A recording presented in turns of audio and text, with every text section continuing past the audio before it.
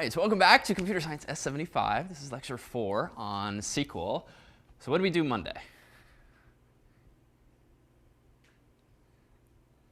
Anyone? XML. All right, so good. So we talked about XML. Stands for Extensible Markup Language. And in one sentence, what is it or what is it good for? Yes? OK, good for structuring data in an easy way. And we looked at a few examples. We looked at how you might structure lectures, for instance. We looked at how you might structure a pizza menu, or at least the beginnings thereof. And what are some of the design constraints on an XML file? What features can you have, or what features can you not have? How about someone else? Yeah. Can only have one root. Can only have one root element. OK, good. What's your name again? Lewis. OK, so you can only have one root element. You can have stuff at the top of the file like comments. You can have the XML declaration, which is optional. So there might be some stuff up there, and all of that hangs below the so-called document node. And that document node will become more relevant once we get to JavaScript. And even if you're already familiar with some JavaScript, you might know that there's this global object known as document in all lowercase if you've programmed in JavaScript before. So more on that to come. All right, so with XML, what are some other features of this markup language? Yeah, Axel. I really don't know if it qualifies as a feature, but elements can have attributes.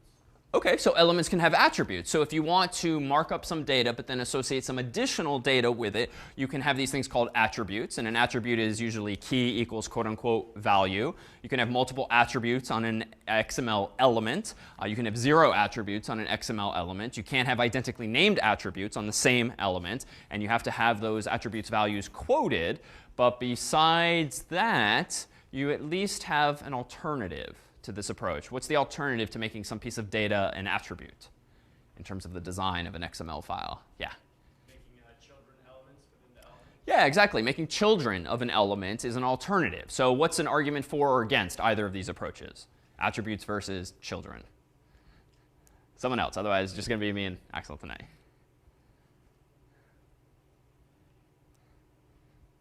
Yes, Axel in the front. OK, if the data itself doesn't have a child, you might want to use an attribute. OK.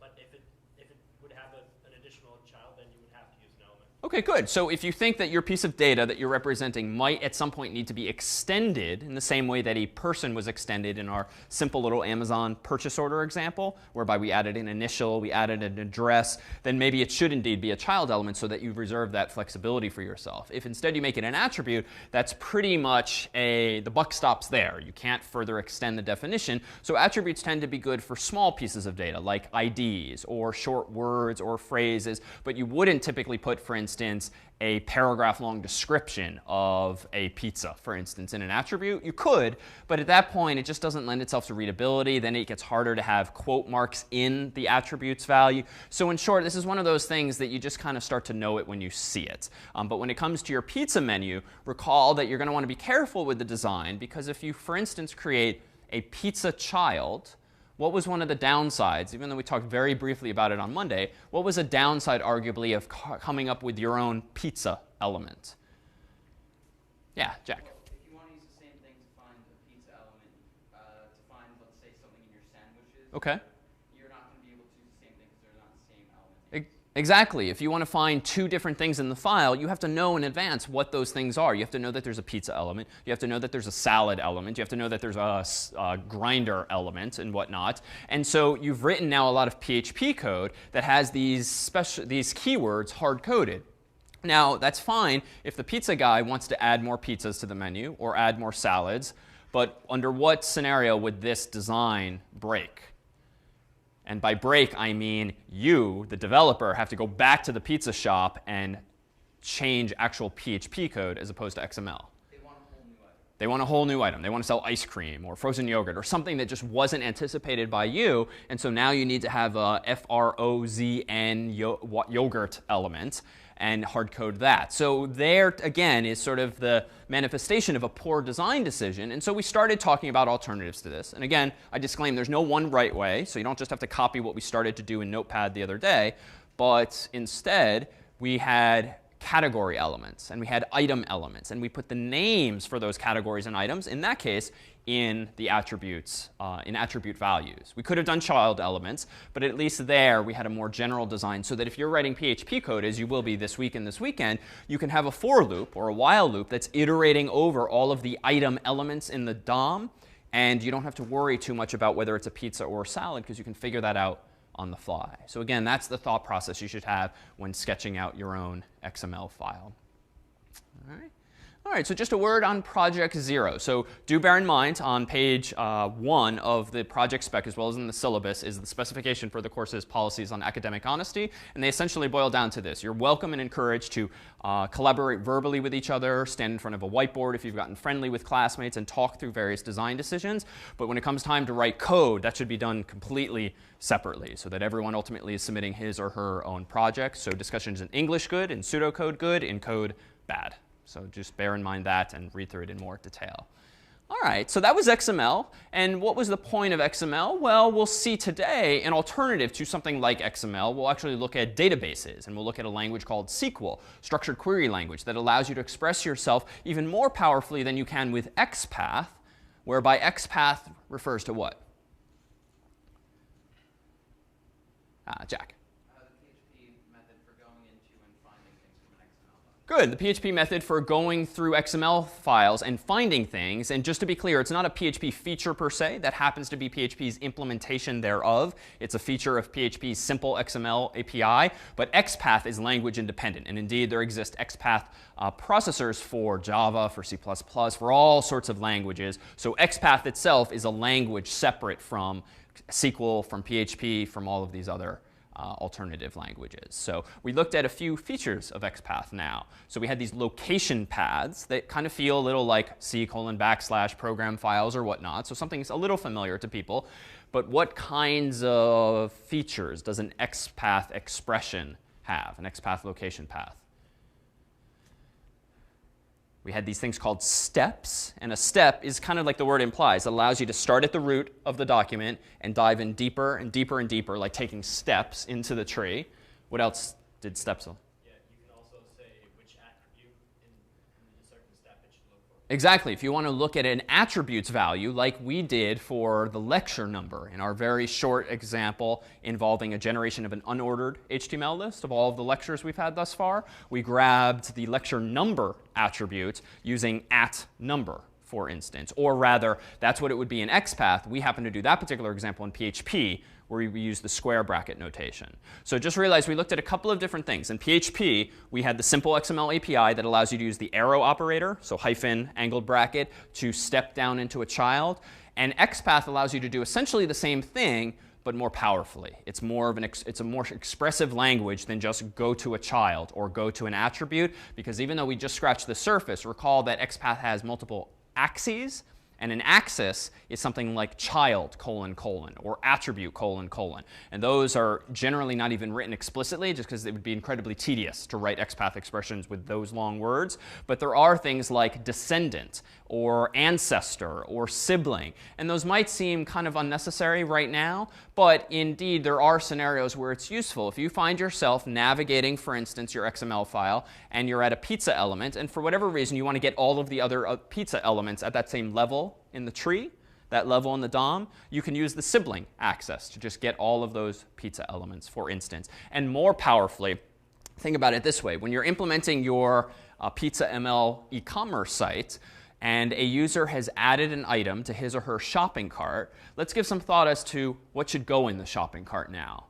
So the shopping cart is implemented in code via what PHP feature? Yeah, Jack.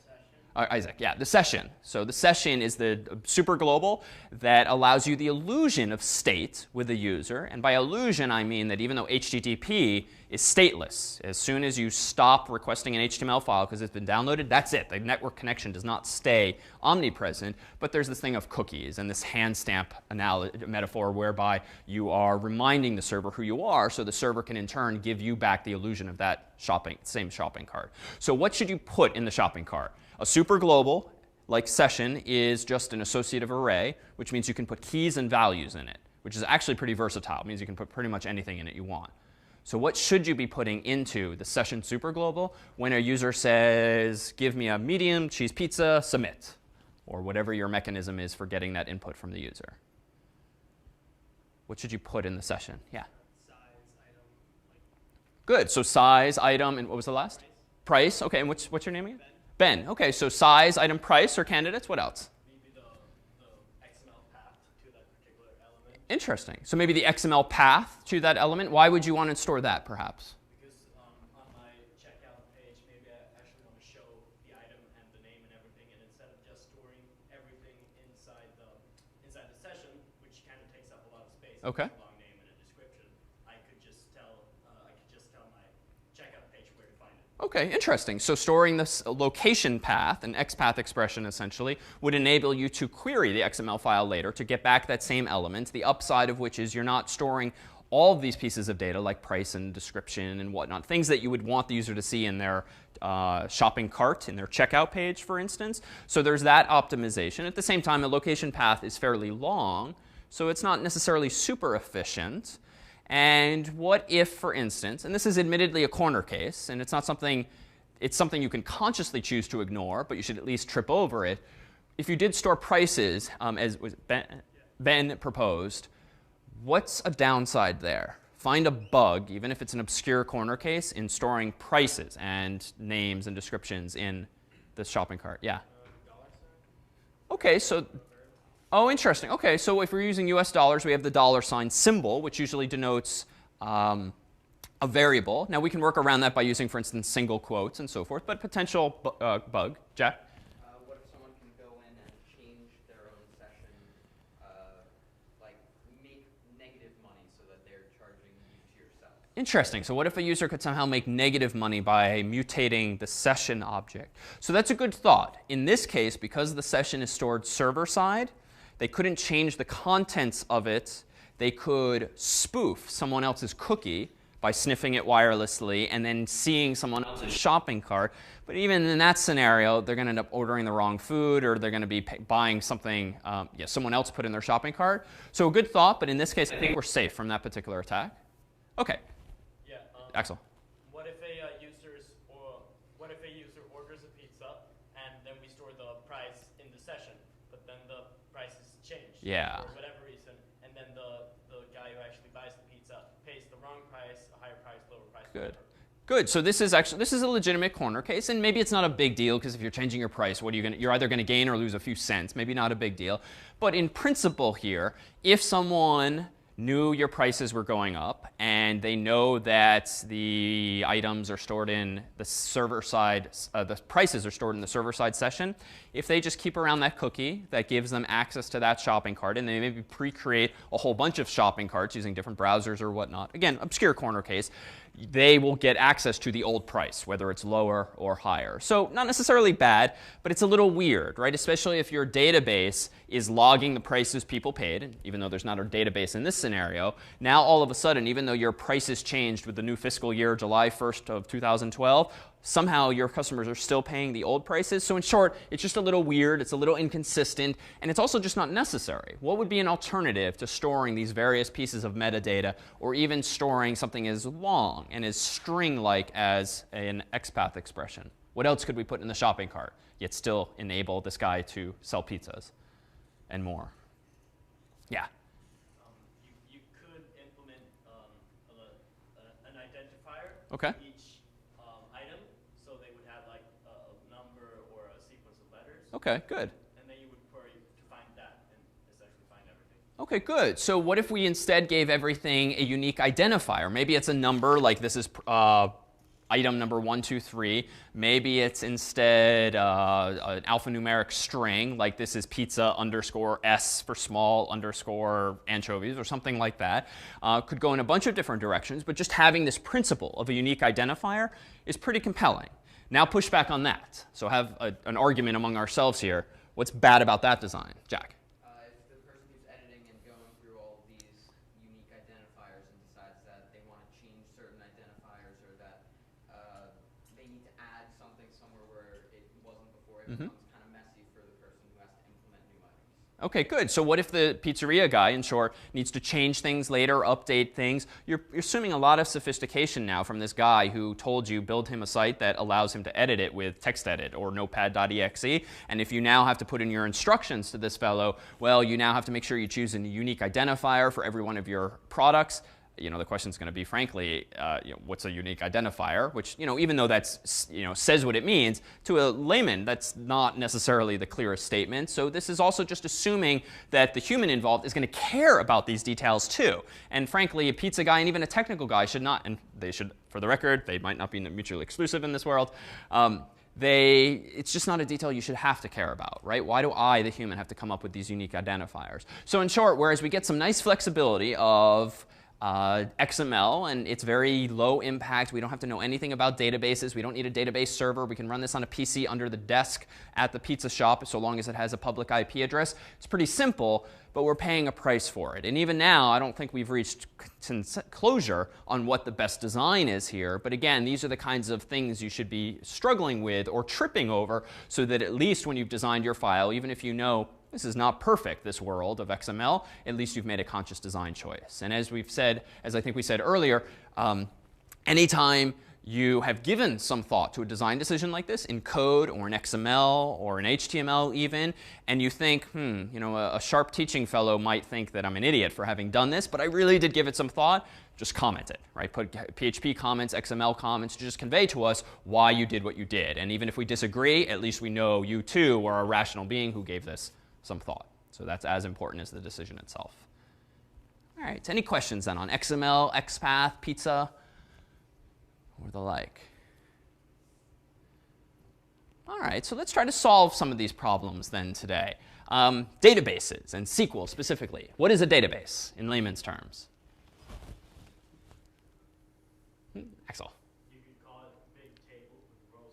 Good. It's a big table with rows and columns, or at least that's one type of database that's been popular for some time. There's alternatives that we'll touch upon, but a table with rows and columns. So you might think of just frankly Excel or Apple Numbers. Any kind of spreadsheet program is effectively giving you a database. And in fact, if you've used Microsoft Access, that even looks like a spreadsheet, at least the UI part of it, and it allows you to store data in rows and columns. So what kinds of things might you store in a database? Well, what about orders from a pizzeria? Suppose we did go this route of having a unique identifier for pizzas, pizza_s_anchovies, or the location path, or a combination of fields like Ben proposed, pizza, quote unquote, and S, quote unquote, and anchovies, quote unquote, or the price. Whatever your approach, suppose that one of our columns represented that, whatever we're using to identify the thing in the shopping cart. And in the other columns, what might we have? What are the other pieces of information you probably need to remember when someone is buying something from a pizza site, or any site really? Yeah? You would do the price. So if you query the database for the identifier, you could get back the price. OK. Maybe the name, maybe availability, if it's... Great. Yeah, any of this metadata, again, quantity of pizzas bought or available, how many of these things are in stock, how much dough do you have, for instance, what is the unit price, or in the case of an order that a user has placed, how many pizzas did they buy? So in short, any of the data you might remember that you're throwing away right now for Pizza ML, because we don't require that you have a database, but we do require that you allow the user to pretend to check out. Once you have a database, you can also write to this storage mechanism and not just read as you are from the XML file. Oh, and just as an aside, so it's clear, one of the key motivations for XPath, realize, is that if you do take the approach that Axel proposed, or Ben proposed, or this approach of a unique identifier, realize that if you do have at least the first and third of those, if you have a location path or a unique identifier, you can use XPath, as we did, to home in on the specific element in the XML file that you want to get back, because you want to check its price, you want to check its availability, and so forth. So realize that the XPath function in PHP,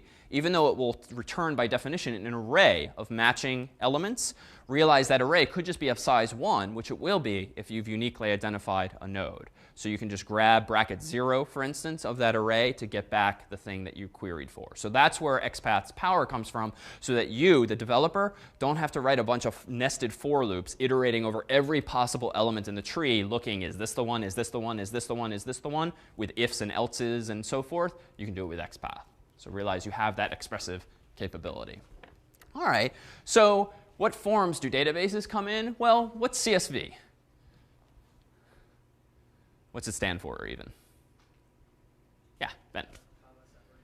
Yeah, comma separated values. So this is really like a quick and dirty style database. So much like a spreadsheet has rows and columns, you can kind of mimic the idea of rows and columns in a text file, whereby every time you hit enter, you get a new row. That's pretty trivial.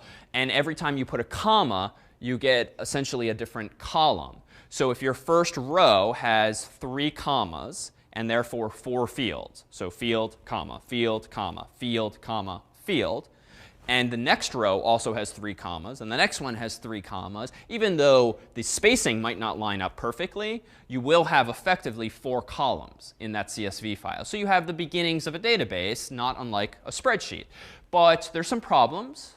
If you're using commas to separate your columns, quote unquote, what's perhaps the most glaring deficiency of this representation? Yeah, Connor. Right, you're kind of screwed if your words have commas in them, because now it's going to be ambiguous to the program reading this CSV, or even the human reading this CSV file, what the comma represents. Is it a comma for grammar, or is it a comma for field separation? So it wasn't so long ago that people found a workaround for this. They have PSVs. Anyone know what a PSV is? Period. So not bad guess. It's not period, but it's pipe separated values. It's that vertical bar that you get by holding shift usually and hitting a key on the keyboard. So why did the world introduce PSVs? Well, frankly, to address this problem. Now, of course, there's a corner case here. What's the problem with PSVs? Yeah. If anyone ever needs to use one of those. Exactly. If you ever need a vertical bar, which is less common in fairness, but possible, especially it's right there on the keyboard, you're screwed again. OK, so then the world came up with TSVs. What are TSVs? Tilde. No, but good guess. I mean, frankly, we could make up our own file formats here pretty easily. It's tab separated values. So that is good in that at least you're not likely to have a tab in the middle of a sentence. But what if you're actually storing paragraphs? Or what if you actually are using a text editor, as some of you for programming might use, that doesn't really support tabs per se, because they get automatically converted to spaces? That system kind of breaks down. So tabs in general is a very fragile mechanism in programming in general. So that's not so hot either. So there are all these various formats. There are some workarounds. What you can actually do with any of these formats, commas, pipes, tabs, is you simply add some quotes to the situation. So you quote the entire column's value. So even if that value has a comma in it for grammatical purposes, you look to the quotes to say what is the string in this column, so to speak. Now, of course, what's the pushback there? Well, what if you want to have a quote in your quote? Well, then you have to introduce backslash quote mark. So we have a solution there. But what if you want to have backslash quote marks literally in your, well, then you do backslash backslash quote. But that might be ridiculous, but that's the world we're already in with programming itself. So just realize there are these various issues.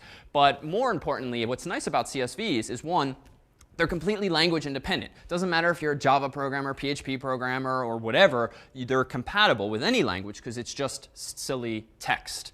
You have to write a program that reads it. But once you do, anyone in the world, in theory, could use that library, and voila, you now have CSV support. Indeed, in PHP, they wrote it for us. There's a couple of functions, fgetCSV and fputCSV, that does all of the annoying parsing for you. So with fgetCSV, if you look up its documentation on php.net, you'll see that it takes an argument, which, for instance, is a reference to a file, foo.csv, on the hard drive, and it will parse it for you, top to bottom, left to right, and what it will return to you is an array of all of the rows. And then you can index into those rows because they themselves are arrays. So it returns an array of arrays where the big array represents all your rows, and each individual array represents all of the cells or the columns in that row. So it's nice. It just deals with all the stupid space issues, the pipes, the commas, the tabs. And in fact, even though it's called fgetCSV, you can override the default delimiter and tell it, don't use comma, use tab, use pipe, use tilde, use period, whatever you want it to be. So it's nice in that regard. And more importantly, there's fputCSV, which is compelling because it does the opposite. It writes CSV files, and it deals with the headache of figuring out what needs to be quoted, what needs to be backslashed or escaped, and so forth. So really handy.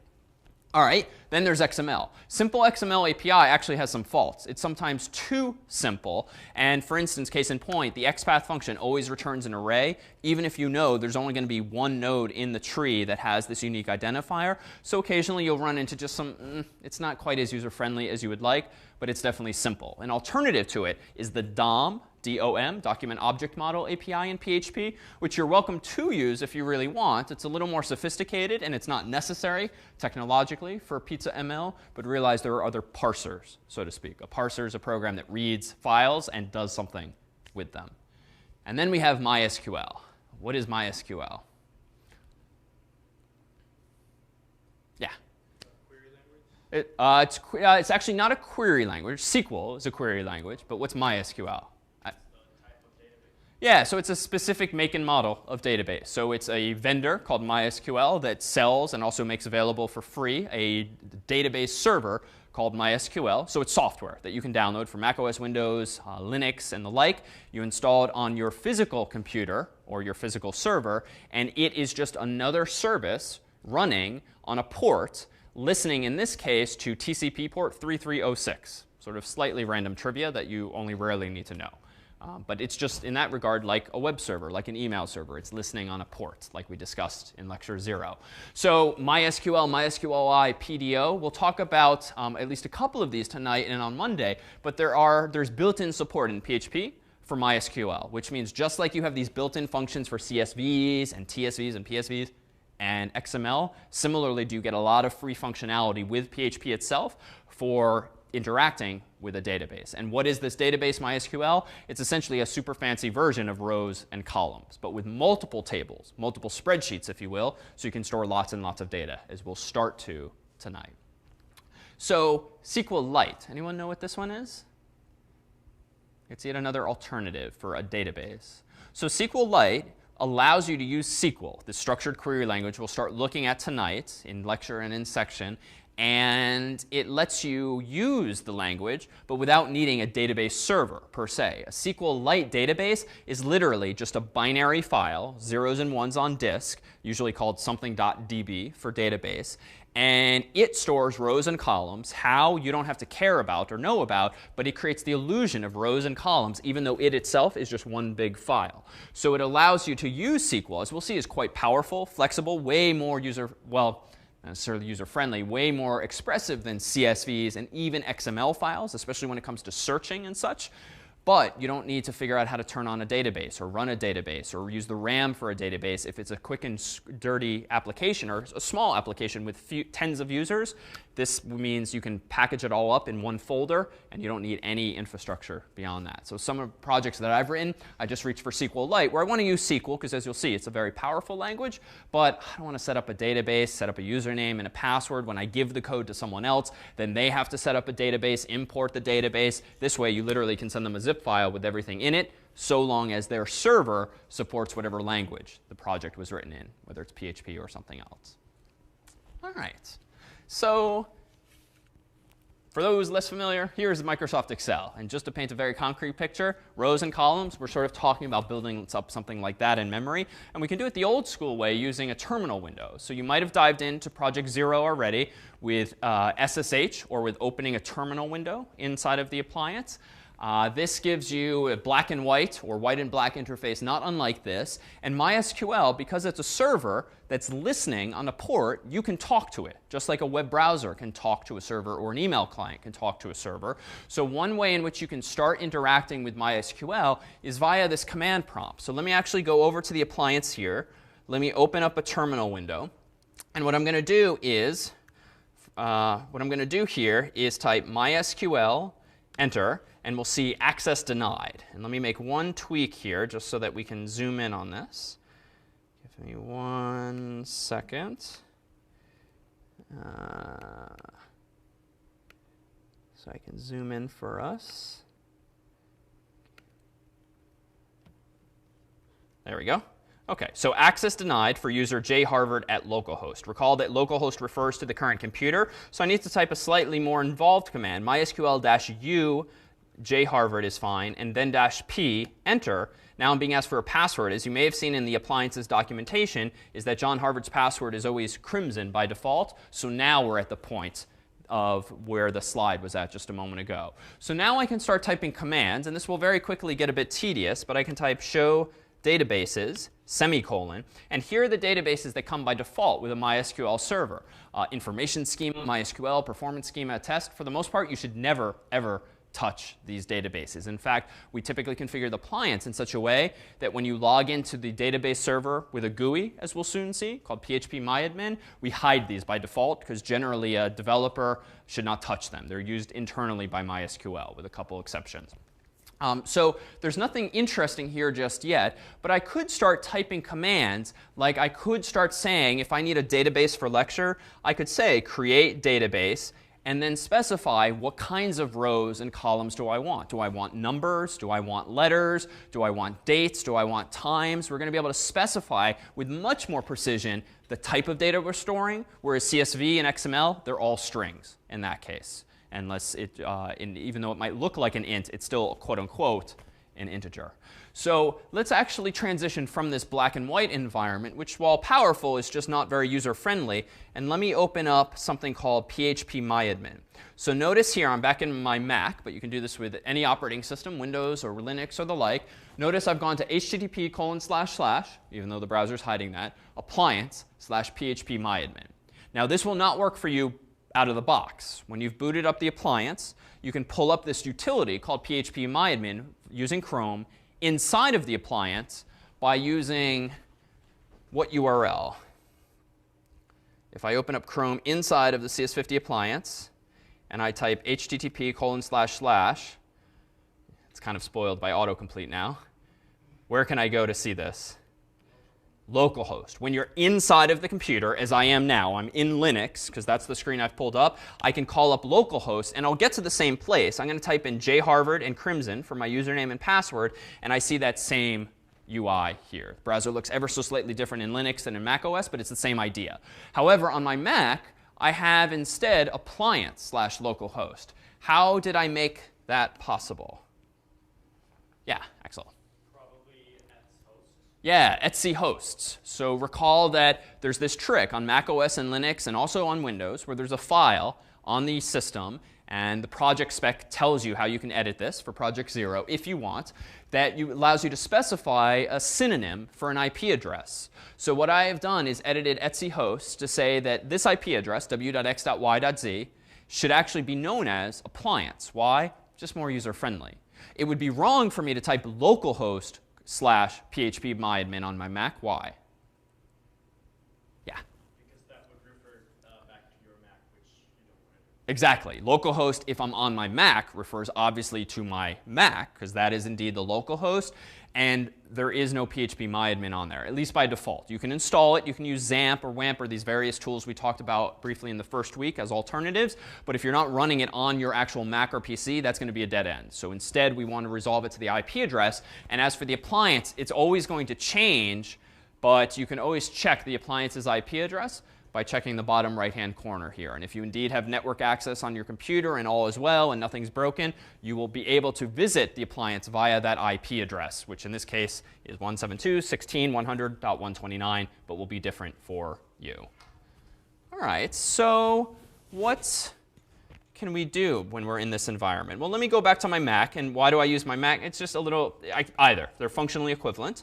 So what can we do here? Well, one, now I'm being told there's no databases. But that's because the appliance is lying to you. We've hidden some of those more administrative type databases just so you don't accidentally break things or get distracted by things you don't care about. And I'm going to go ahead and click Databases at top left. And you'll see I'm prompted to create a database. I'm going to go ahead and create a database called jharvard_lecture. And notice that I'm choosing my username, underscore, and then the name of the database that I actually want, which is a common convention. And I'm going to click Create. And now notice what Php Myadmin did. Php Myadmin is coincidentally written in PHP. We don't care that it's written in PHP. That's just what the person who wrote it called it. It, however, is a GUI, graphical user interface, that allows you to administer a MySQL server. that could be running really anywhere. In this case, it's running on my appliance. But if you have a commercial web host, they might say, hey, we support PHP Myadmin. Go to something.com/PHP Myadmin. And then you log in with your commercial username and password in that case.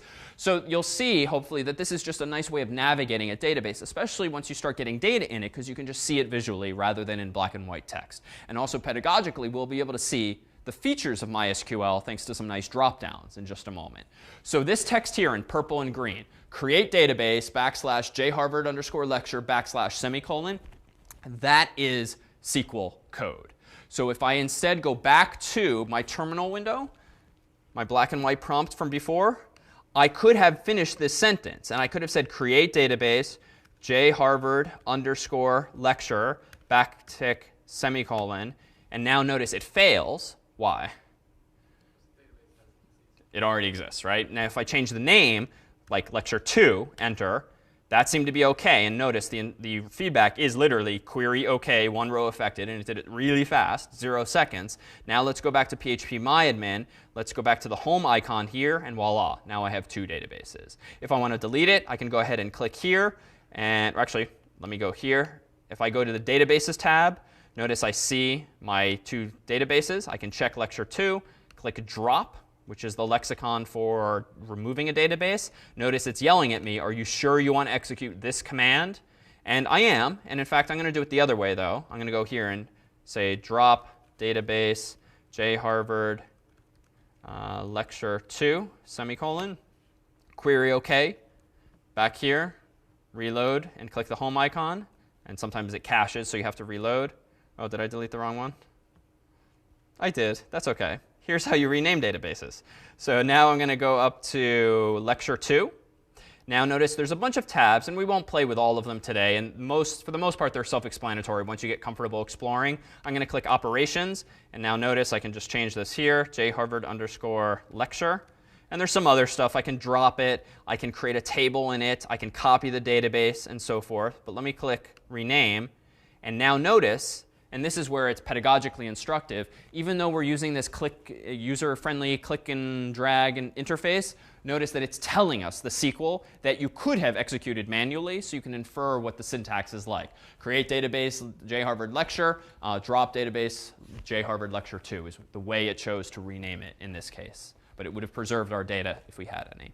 Yeah, Connor. I notice all these commands are in caps lock. Is that case sensitive? It is not. So even though you're seeing them in purple capital letters, that's typically a convention, and it's a style thing that I would actually encourage you to adopt, because when you're reading your code in a syntax highlighted terminal IDE or code editor, or when you're just reading it as a human with eyes, it's just easier to see the SQL keywords as distinct from your own table and column names, which are generally should be in lowercase with no spaces or weird punctuation. Good question. All right, so let's now use this, but let's first motivate the problem somehow. I want to create a database for authentication. Recall that on Monday we looked at a number of PHP examples, one among which, actually, last week we looked at the login examples, where we used session and a cookie. And we remembered that jharvard was logged in or not logged in. And we went through a few iterations, login 1, login 2, login 3, and so forth.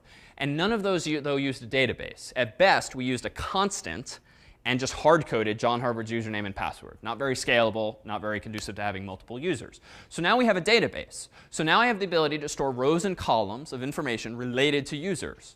So that begs the question, if you were storing a database of users, even if you just think of this now as an Excel spreadsheet, what would the columns be in that spreadsheet that you would want to remember for each of your users, which is going to represent a row? So users go in rows, but what does each column represent if this is a spreadsheet of users?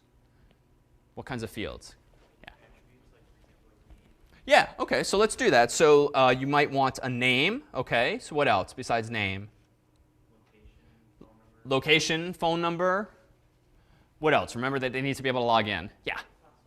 Password. So we need some kind of password in the system. So a few fields. So let's do this. Let's create the first of our spreadsheets called a table in a database. And to be clear, the fact that we're using a database that has tables means it's a relational database, or RDMS, Relational Database Management System is the buzzword there. And this just means you're using tables to store your information. And we'll talk in the future about alternatives to this, among which are NoSQL databases or object-oriented databases or document stores, which generally means you just store data differently. You don't use rows and columns. You instead store actual, say, PHP objects, which is a bit of an oversimplification, but that idea. All right, so let's call my table users. Again, I would say a common convention is use all lowercase, no special characters, and so forth. You could call it users. It's a little messy. I wouldn't call it users. I wouldn't call it my users. This is just bad. It will work, but you'll have to quote the string everywhere because it has a space. So in short, best practice would generally say use just lowercase, simple words that says what they are. Like don't call it table. Call it users. All right, how many columns? Well, let's keep this simple for now, and let's just go with 2 for the moment. Username and password, and we can always add to it later. So let me now click on Go or hit Enter. And now I get this field, this form that I can fill out. So I've not created the table yet, but I'm being asked a few questions. So let's go through this top to bottom. And here's where, frankly, Php Myadmin's interface, it's a little ugly and it needs some work, but it's definitely more user-friendly than the command line for this particular task. So I'm going to give this field a name username, this one a name password. So I could call them whatever I want, but like with variables in a language, use descriptive words. And here's where now the dropdowns get a little instructive. Turns out I have a whole bunch of data types with which to define my schema. So a schema refers to all of the decisions we're about to make. What is the format of your table? So for a username, what do you want to go with here in terms of data type? Sorry? Yeah, so there's this thing here, variable char or varchar. This is probably the best candidate. And so let's put that atop our mental list, but let's see what else we might want to rule in or out. Text sounds like it's related, so let's maybe keep that on the mental list. Date, no. Tiny int, all these numbers are clearly wrong. Boolean, wrong. Date and time, wrong. OK, string. Looks like we might have to give this one a bit of thought. Char, varchar, tiny text, text, medium text, long text, and then the rest down there is some binary stuff. So you say varchar, variable char. Why, or what does that represent? What is a varchar? Because if you specify that there's a 10 characters log, that it's not exactly the 10, maybe less than 10. OK. 1 to 10. OK. If you choose char, and it must be 3. Exactly. So a varchar, we're about to see, also requires that we tell it how long it should be maximally. So variable char means it's a string, but a variable length, but you have to give it an upper bound. So as you proposed, if we say that this is a varchar of size 10, that means you can store usernames of length 1 or 2 or 3 or even 0 or 1 or 2 or 3 or 4 or 5, 6, 7, 8, 9, 10, but not 11 or beyond. But the upside of this is that if your username is just foo, 3 letters, it's only going to use 3 characters. And you're going to save those 7 additional characters, 7 additional bytes or whatnot. And so you have some space savings. Now for 1 row, who cares? For 10 rows, who cares? For a million rows, that's absolutely going to start adding up. But then char, contrary to the name, it's not a single char. You still specify the size. But a char field is a fixed size. So if you say 10, it's going to use 10 bytes. If you say 11, 11 bytes. Or maybe more if it's using 16-bit characters for other languages. So char, varchar. Why would you choose one versus the other? Or why does char even exist if clearly it's more wasteful potentially? Connor. I mean, maybe char if they're all going to be that length. So maybe char if they're all going to be that length. So that's good. So even though users' names might vary in length, what might be a piece of data, even though we don't have room for it yet, that's a fixed length that people have? Sorry? So middle initial. If you just want one initial, a single char would do the trick. What else? You wouldn't use a char for this, but the date usually has the same. OK, so a date. Now it turns out there are date fields, but something like that that's a known fixed length. Anything else? Maybe phone numbers, a little tricky with different country codes and whatnot, which could be variable length. But for US numbers, you can use 10 digits. For a state, you could maybe use 7 if it only has 1 zip code. So there's some optimizations there if you're not storing the hyphens and parentheses and things like that. But more compellingly, chars are also useful for performance. It turns out, and this is a lower level detail, but it turns out that if you do specify char, because you know the length in advance, the database can be faster at searching that. Because if you think of it just in the most naive way, if you have variable length chars in a column, the column's going to kind of look like this. It's going to be a ragged column, which means this string's this length, this one's this length, this one, it's kind of uneven. Which means how do you go from one string to another if you're doing something silly like linear search? Well, you have to know the lengths of each of those strings. And in the worst case, you have to search through each of those strings looking for the end of the string. If you come from C or C++, \0 represents the end of a string. You essentially have to look for that throughout the whole column, looking for the beginnings of new words. By contrast, if it's all chars and of length 10, the column now looks beautiful like this. Even if you're wasting some of those bytes, at least they're on the same boundaries, which means to go from this row to this one, or this string to this string, it's just plus 10, plus 10, plus 10, plus 10. So you essentially get random access like you would in an array. So that's the trade-off you have to make. And this is one of these non-obvious decisions. Just like in Project 0, there's no one right answer to menu.xml. Similarly, for Project 1, there's going to be no one right answer to how you design your database for that project. But these are the kinds of decisions you need to think through and make and sometimes struggle with. And even then, you and your business partner, if you go off after this class and work on something collaboratively, might not agree. But hopefully, you'll at least arrive at the table a little more informed than him or her. So char versus varchar. But it looks like we have 4 other options: tiny text, text, medium text, long text. So these are generally bigger.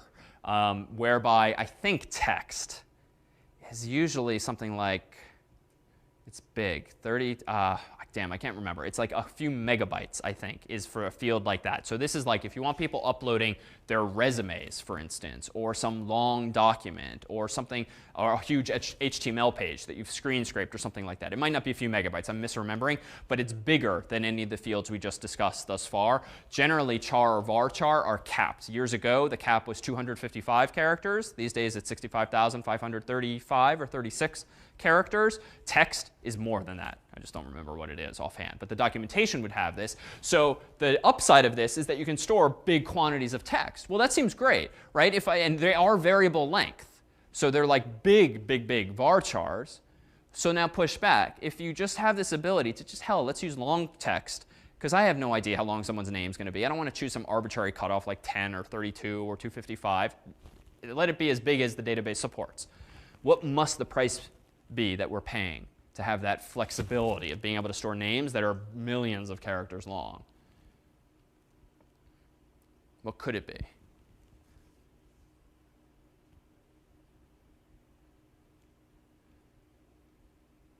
Connor, take a guess.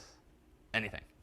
So you're saying, are you saying like the downside to that? Not so much. Oh, yeah, so sure, you can view it that way. There's some price we're paying, right? Because otherwise, if you could use long text for everything, it begs the question, why do any of the other data types exist? Now, we know why char exists, but what about varchar? Just because like performance, I think it would just slow it down too much having that much data. Yeah, so that's not bad. That is right. So it is actually a performance thing. Because text and long text and even tiny text, which is still big, it's just smaller than text, is meant to be pretty darn big for efficiency reasons when you store the database on disk. And this is not a design detail we developers have to care about. It's something the MySQL people have to care about. When they implement this database, they pretty much store the tables on disk or in RAM contiguously in this sort of conceptually this long column of text. But when it's a really long text, what they instead do is put in the column a pointer, effectively, to some huge chunk of text elsewhere. So in other words, the text, when it's really big, is not stored right there. So you can't just kind of hop around looking for it. You have to go here and then look over here. Back to the table, look over here. Back to the table, over here. So in short, it's just not as local to the rest of your data as everything else. So this actually has real-world implications for caching. If you're familiar with L1 caches, L2 caches, some hardware type things, even in-memory caches that a database would have. In short, the farther away your data is, the less likely it is to be in RAM or in caches at any given time. So in short, this might just have a performance impact, as Connor proposed. And you might not notice it until you really have huge tables. But it's, again, one of those design decisions where, for the courses project, certainly, you really shouldn't be dabbling in the text field, unless you get to the point of uploading, large documents or screen scraping stuff or just big corpuses of text. Then it's compelling. All right, so that's username. Let's go with varchar and, oh damn it, now we have to have a conversation about how long a username should be. And this too, non-obvious, but let's take a suggestion or two. How long should our variable length username be? Yeah. Okay, 32. Does anyone disagree? You know, frankly, 31 is pretty compelling. I don't know anyone with a 32 character username. Jack? I would say 15 because I don't know anyone who goes that far either. Okay, 15. So I can actually think of some undergrads who have crazy long usernames just because their first and their last names are really long. So 15 makes me a little uncomfortable because now you're going to have like people with stupid usernames where they're like losing 1 or 2 letters. So maybe 32, but even there, it's like, who knows what's best. There's some sweet spot, but you don't want to err too high because you will potentially pay a performance impact. And not all that much, but it's just, you know, we should try to keep it as close to reality as we need to. So 32, frankly, is not bad, because any more than that, no one's probably ever typing your email address anyway. So 32 feels at least reasonable. All right, how about password? What data type should this thing be?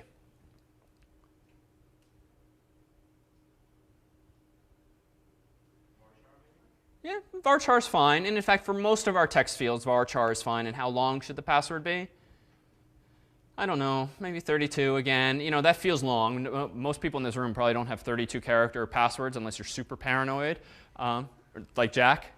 No, well, I was just going to say that most websites say that minimum password length is 8, and then I don't know anyone who really goes beyond 16. OK, so 8, 16. So somewhere in there. I mean, I'll compromise this time. Let's say 16.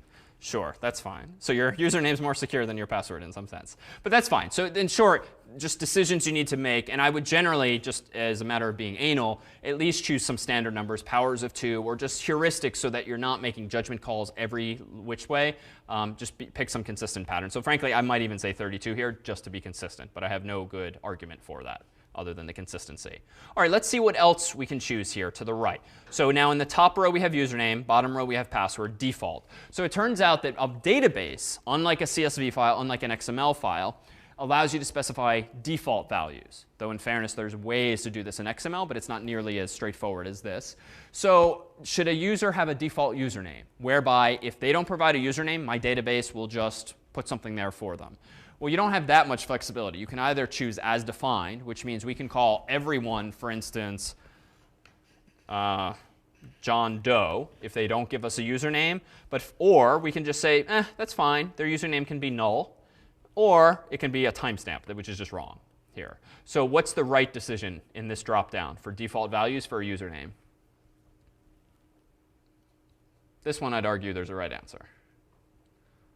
So don't guess wrong. Yeah. Excellent. I would use none. Yeah, good. So right, if they're creating an account, they need a username. You can't just like give them a fixed name like John Doe, because it's only going to work for the first person. So in this case, it's none, which means they have to fill in this field. Yeah. Axel. The length of the password. OK. If you, I mean, conventionally, you don't store the password in plain text. Indeed. You store it with some kind of encryption. And if you use, like, say, MD5, it's going to be 32. I agree. So let's actually come back to this concern. Let's do it the sort of naive, clear text way then, and then we'll come back and realize, shoot, that was really stupid. And then we'll actually refine that field in particular. And it also allows an opportunity to edit the tables, which you can do after the fact. So we're not writing this in stone. And password default value, probably none either. We want them to give us a password as well. Collation is generally not worrisome. You'll see that this just has to do with encoding of characters. You don't have to even bother filling this in. The database will choose one for you. Don't worry when it says it's Swedish. Just happens that the original authors of MySQL were Swedish, and so the collation by default is a Swedish encoding set, but there is perfect overlap between that and English, so it's not a problem. You don't have to fret over that detail. So I've pretty much always left collation blank. Now attributes. This is unrelated for now, but we'll come back to this. You can have a binary attribute, an unsigned zero fill, or on update current timestamp. We'll come back to those. But there's some additional nice fields that a database can do for us automatically so we don't have to write it in code. Now on the right-hand side here, notice that we have a couple of remaining options. The first of which is null. Can this field be null? So this is distinct from the default value. Even though we saw null a moment ago, that just meant make the default value for this field null. This checkbox lets us make the decision, can it even be null, yes or no? So this is a good one to make a decision on. In this case, I think the story is the same. No, they cannot be null, so I should not check this box. But even if they could be null, I still wouldn't want a default value of null. But sometimes you might want to feel, what's a situation? Suppose we were making more sophisticated users that have more than just users' names and passwords. What field might be reasonable to have, but allow the user to leave it null? Yeah, middle name. Not everyone has a middle name. Something else? When you did the sign up thing for the sports, Mm-hmm. it's captain, and if you're not captain, Yeah, exactly. So captain could be a field. It could be a Boolean field where you at least have a 0 or 1 there explicitly, or it could just be null or non-null. That would work too. So in short, optional fields where you don't want it to be the empty string. You don't want to waste any amount of space representing an empty string. You just want to say there's nothing even here. You can do that. Now index, let's come back to, but we'll have a discussion shortly about primary, unique, index, and full text. AI is completely non-descriptive, but it means auto increment. It's also inapplicable here, but we'll see when that might be useful. And comments is just for us humans. So at this point, I'm going to go ahead to the bottom of the box, and I'm going to say save and hit that button. And now notice what was just inputted to the database. Here again, could have done all of this manually at the black and white prompt. It just gets a little tedious, and frankly, I never remember the punctuation, so I still use tools like this. Create table, jharvard_lecture. These are backticks. So for US keyboards, this is the character usually on the top left of your keyboard near the tilde or on the tilde. That is MySQL's way of escaping things that might even have single or double quotes in them. So just realize that's a MySQL thing. These backticks, they actually have meaning. .users. So what is this saying? This is saying specifically create a users table in what database? jharvard lecture. Technically, you can omit jharvard_lecture dot. If you just say users, the database will assume whatever database we are in now. And recall that I clicked on my database at the top left earlier, so I've selected a database. So this is more verbose than it needs to be. Username now is of type varchar 32. The spaces are irrelevant. This is just a pretty printing thing, not null. Obviously, just reiterating what we said before. And password has the same constraints. Engine we'll talk about next week, but there are different formats in which you can store database tables. One of them is InnoDB. Another is MyISAM. Another is heap. There's a whole bunch of others as well. For now, know that it just has to do with performance and certain fancy features. And you can think of an analog as being Mac OS has HFS Plus, for instance, the Mac OS file system. Windows has NTFS or FAT32, FAT16. The database engine is similar in spirit. You can still store data in different engines, but they have different features. Just like you can store files on Macs and PCs, even though those file systems have different features. So we'll come back to that detail. All right, so now down here we see our little Swedish table that has usernames and passwords, but no, or the schema, therefore, but no rows and columns. How do I know that? Well, if I go up at top and try to click Browse, the GUI is just yelling at me, the table is empty. So clicking Browse gets me nowhere. So let's do this sort of in a cheating fashion. Let's click on Insert, and let's manually insert some users here. So for my username field, I'm going to type in a value of jharvard. And for the password, I'm going to type Crimson. And then I could give it another row and column, this ignore thing. This is, again, this has nothing to do intellectually with databases. This is just a GUI that's making it easier to put data into this database. So now I'm going to go ahead and click Go. Notice what just happened.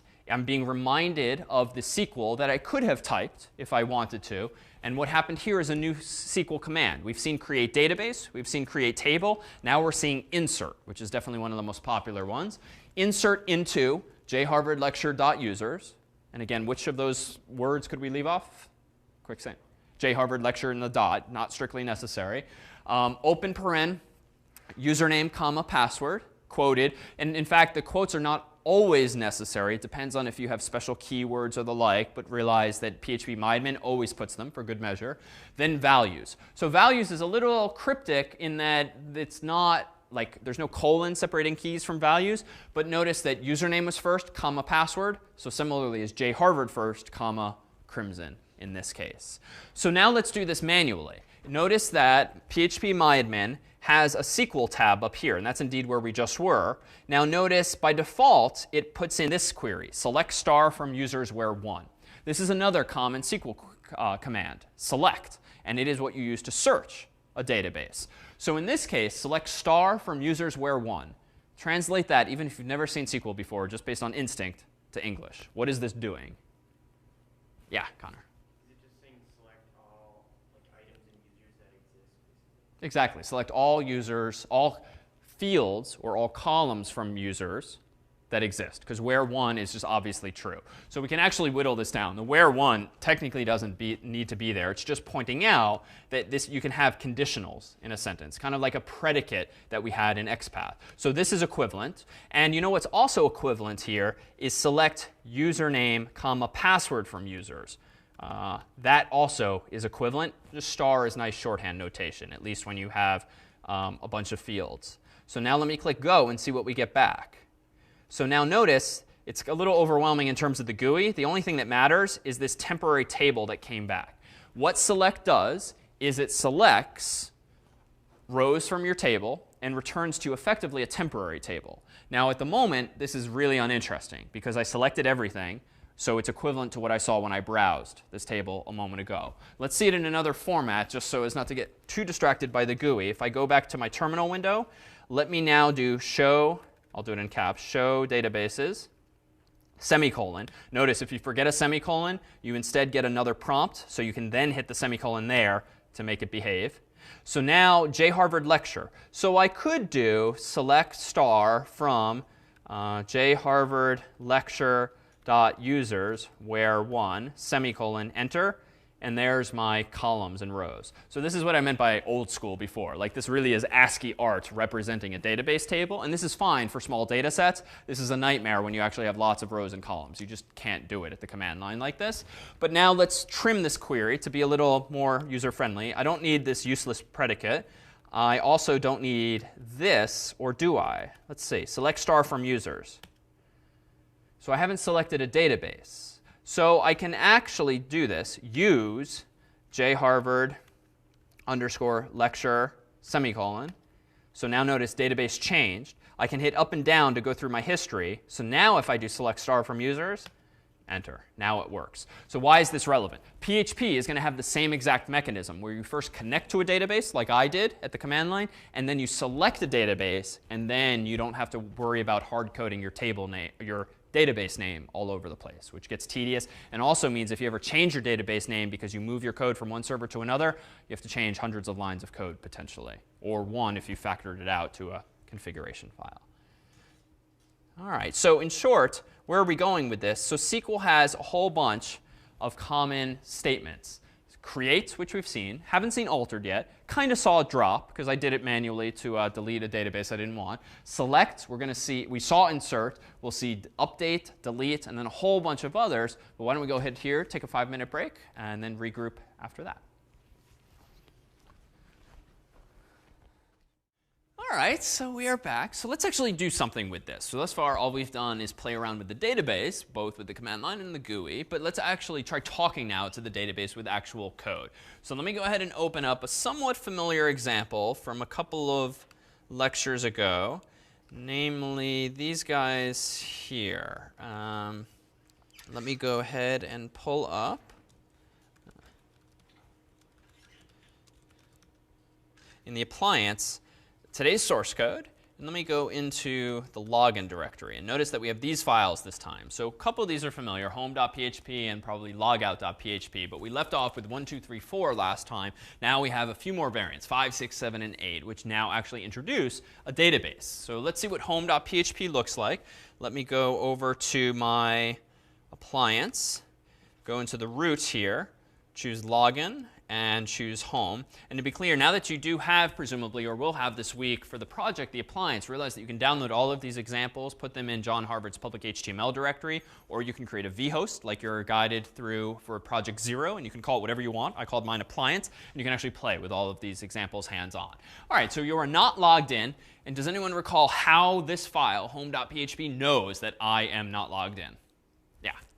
Well, it looked into the sessions super global and looked after logged in true or something. Exactly. So it looked in the session superglobal and it checked for a flag called authenticated, a key called authenticated. And if it's set there, that means the user is indeed logged in. All right, so let's go ahead and try logging in here. Version 5 has this problem, though, at the moment. So not bad. It's deliberately supposed to happen because I haven't provided any of the username or password or database details that we just created on the fly using PHP Myadmin. And you can kind of infer as much in orange. MySQL Connect, access denied for user quote unquote at localhost. So that already doesn't look right. Using password no, that doesn't sound right. So a whole bunch of problems, all of which can be traced back apparently to line 17. So let me go into the code in line 17 with Genie on login 5. And we'll see here in my text editor, we'll see here in my text editor the following source code. So how is this starting? So first, I'm calling session start. Let me zoom in. What is session start doing for me again? Yeah, Axel.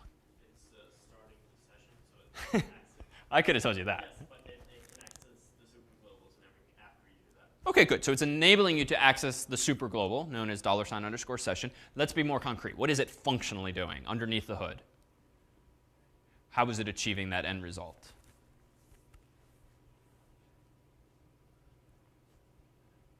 Put another way, how do sessions work? How do they get started?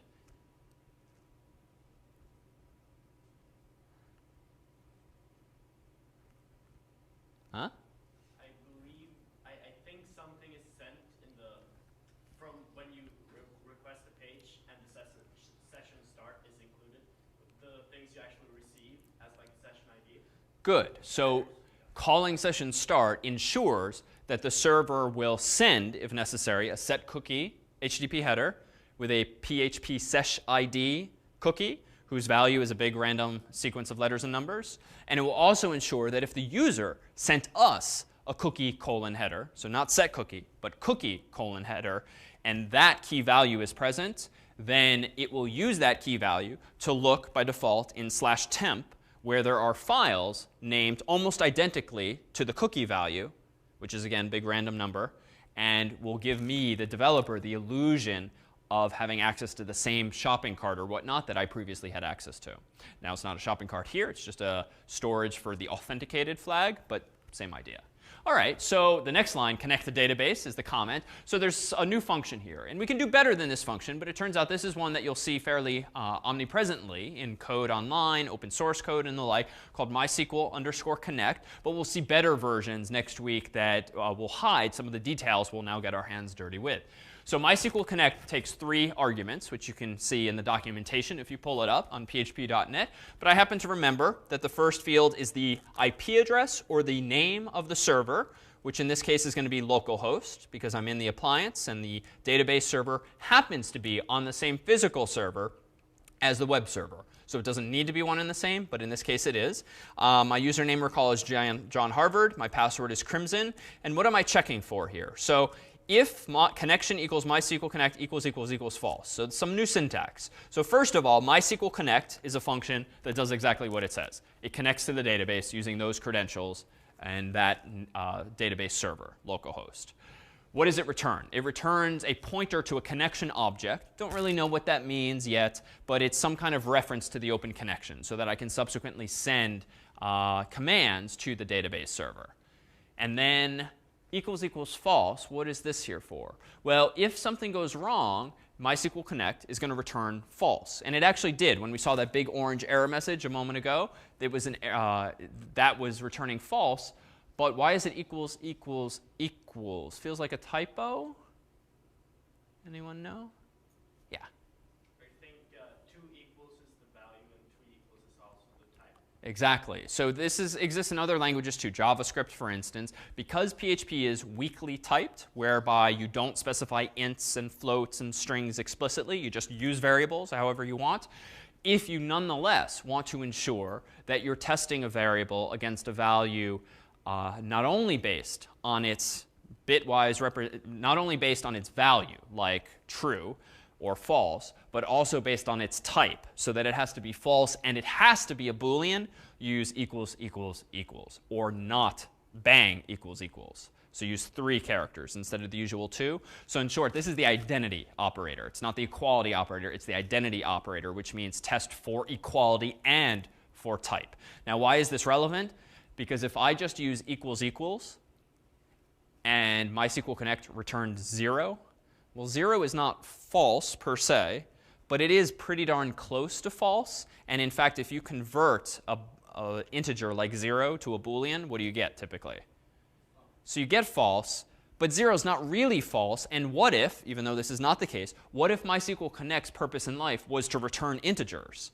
Well, then you couldn't distinguish the integer 0 from the Boolean return value of false. So this is a little weird in PHP in that you can return multiple data types, but it's a very common paradigm. And frankly, it's a little useful in that you can return one data type 99.9% of the time, like ints or strings or the like. But just in case something goes wrong, you can return a different type like a bool, namely false. So this is this is different from a lot of languages whereby if you want to return a Sentinel value to signal an error, you have to reserve certain numbers, for instance, or certain strings. So it's common convention in a lot of languages to return -1 to signify an error. The problem with that, of course, is that you're killing half of your address space. If you're reserving all 2 billion negative integers for error messages, I mean, that's a lot of potential mistakes, and you're killing half of your possible address space. So this is much nicer, even though it's a little bit messy. All right, so connection. Suppose it goes through. It doesn't return false. What do we have to do next? Well, you can kind of guess from this next line based on the example we did earlier. Select database. So this just chooses a default database, so we don't have to type the database name all over the place. So that's helpful too. And now notice I'm passing in two things, one of which I need to fill in the blank for, the other of which is a reference to the previous line. So now I'm going to go ahead and pass in the name of the database, which was what? Yeah, jharvard_lecture. And as an aside, this is not strictly necessary. If you don't bother passing that in, and you don't even bother retaining that value, MySQL Connect and MySQL Select Database will assume you want the most recently opened connection that was just opened. So that's a nice little convenience. But I'll go back to the original, slightly more rigorous way. All right, so now some of the code is pretty familiar, even though it's been a few days. If is set user and if is set pass, what is the implication? Well, that means that the user submitted the form. Right? And we had this conversation a couple lectures ago where this is one way of inferring that a form was in fact submitted. All right, what comes next? Well, now we have some SQL code. And there's a few ways to do this. And let me do it the wrong way first. So I'm going to delete what's here now, and we're going to do it more of a naive way first. So let me go ahead and do this. A SQL variable, and I'm going to just do select star from users where user equals quote unquote jharvard. OK, so this line is obviously wrong functionally. Syntactically, it is in fact correct. But why is this obviously the wrong way to implement this? Yeah. Exactly. It's going to look for John Harvard no matter what, even if the user is David or Chris or Alan or something else altogether. So obviously broken, but at least it lets you see the SQL syntax a little more clearly for the moment. Now, what's the goal? The goal at hand is to determine whether or not the person who's trying to log in, their username and their password is correct. We can do this in a whole bunch of ways, but intuitively, if I can find the same user and password in the database, that's a pretty good start. Because if I can find that username and password, it means this person has typed in someone's username and password correctly, even though maybe it's not actually John Harvard. But that's a different problem altogether. So jharvard isn't quite right. So I could do this, $_post, quote unquote username. But there's a couple of things wrong with this. One, you can tell from the quotes, I'm kind of throwing off the balance here. Two, this is such an ugly looking variable, it needs to be explicitly interpolated by putting these curly quotes around it, or curly braces around it. Alternatively, I could do this. Let me try this another way. I could do quote unquote dot username dot single quote. So that's another way. And this is kind of a stylistic decision. Frankly, you see this a lot, even though I find it harder to read. So any problems with this? First, it's worth noting the single quote's important. In this case, it doesn't matter if I'm using double quotes and then single quotes, or single quotes and then double quotes. But anytime you are searching based on a string, you do need to quote things in MySQL. So this is important, having the single quotes around the username. So what else could we do here? Well, let me adopt this approach. And let me steal this code and move this up a line. So what about this version? So you might not have seen this function before, but it exists in a bunch of languages. sprintf, string printf. Notice that I can use printf like format strings, as I have here, as %s, as a placeholder. And then sprintf plugs in its second argument to that placeholder. And then optionally its third and its fourth and so forth. So why is this useful? Really, this is just an aesthetic thing for me. I actually find, at the moment, the third line in orange much more readable that says select star from users, where user equals quote unquote %s. Why? Because I can kind of read it all in one byte, and then I can mentally go back and plug in the values to the %s. But I'm also doing something else. One of the stupidest names for a function ever, but what do you think it's doing? What's the point of this function call? Isaac? I think it's to, if the username posts malicious code. Yeah, so if the user somehow inserts malicious code, similar in spirit to the XSS, cross-site scripting attack we talked about earlier, albeit in the world of JavaScript and HTML. If they type in bad characters, maybe quotes, feels like quotes could be a dangerous character if I'm using quotes in my string. There's other things that could be dangerous. What if the user says their username is delete? That feels like it could be bad if I screw up with the interpretation of it. So in short, MySQL real escape string protects against a class of attacks known as SQL injection attacks. And we'll come back to those next week in our security lecture. But for now, know that this is good. And leaving this off is bad. Now, I say it's kind of a stupid name for a function because years ago, PHP had no notion of namespace support, did not have object-oriented support. And so the way in which they added more and more and more and more functionality to PHP is they arbitrarily use this underscore convention. So all of the MySQL functions begin with MySQL underscore something.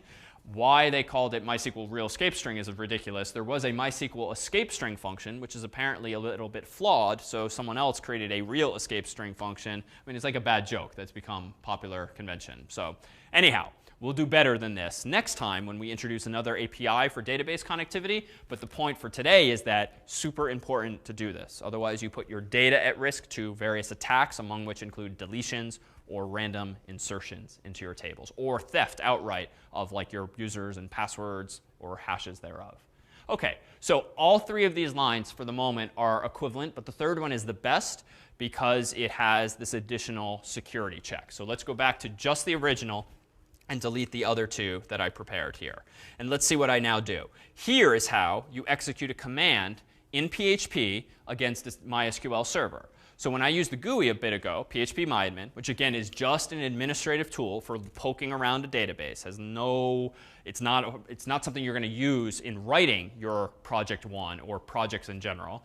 MySQL query is the equivalent in PHP of my having clicked the submit button a few minutes ago. So what does it return? So it returns what's called a result set. And you can think of a result set as a collection of rows. It's a temporary table that is the result of executing that query, which in this case is select. So the temporary table I'm going to get back is going to have how many columns? Based on the orange query up there. Axel. How many columns? How many columns will this query?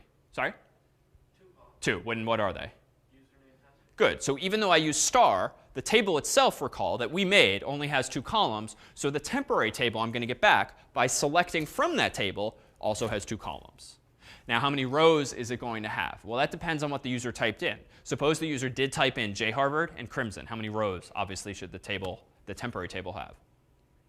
Just the one. Now, in this case, it's coincidence. The temporary table is identical to the actual table. But now assume we're implementing Facebook and we have 500 million users, only one of whom is John Harvard. So then our temporary table is obviously much, much smaller than the actual table. So then it makes sense that we would be doing this selection. All right, so if result equals false, that just means something bad went wrong. How do I know to check for that? The documentation for the MySQL query function on php.net says upon error, this function returns false. So that's how I knew to check for that. And I'm using the identity operator again to be super correct. Die, sort of an unfortunately named function, but it's exit with a non-zero exit code in this case. So this just means something really went wrong. You should not typically die in production code. So if you're implementing a real website for real users, selling stuff, getting popularity, and so forth, You should not die. You should instead return some kind of error message to the user. But given that we're just trying to demonstrate MySQL here and we don't want to get into views and MVC again and all of that, it's reasonable here to just say die with an informative error message. The user will see it, but it won't be very user-friendly. It's going to be text. So now we have to do something with this result set. So just like XPath, the function in PHP returns a node set, which is a collection of nodes, or really an array of nodes. Similarly, is in a result set, a collection, or really an array of rows from a temporary table. So I can count those rows with MySQL num rows. And if MySQL num rows, when passed that result set, returns the number 1, that means there's 1 row in it. So what do I then do? If there is, in fact, 1 row that I got back, I call this line MySQL fetch assoc. There's a few different versions of this. You can call MySQL fetch array. You can call MySQL fetch object. You can call MySQL fetch assoc. In this case, MySQL fetch assoc is associative array. So it's nice because it's going to give me back an associative array of key value pairs where the keys are, take a guess. Username, password. Correct. The column names, more generally, username and password in this case, and the values are what's actually in the cells. Yeah? One thing, instead of doing the MySQL count rows thing, can't you just in the SQL do limit 1? Yeah, yes, I could do that. I could add limit 1, which is another piece of SQL syntax up here. However, it could still return 0. So I need to check for something. And so that's correct. If my database is correct, though, and I add something called a unique index, which we'll come back to, that should hopefully be unnecessary, but it's still good practice, still a good addition. So I'll leave it in there. All right, so now how about below this fetch line?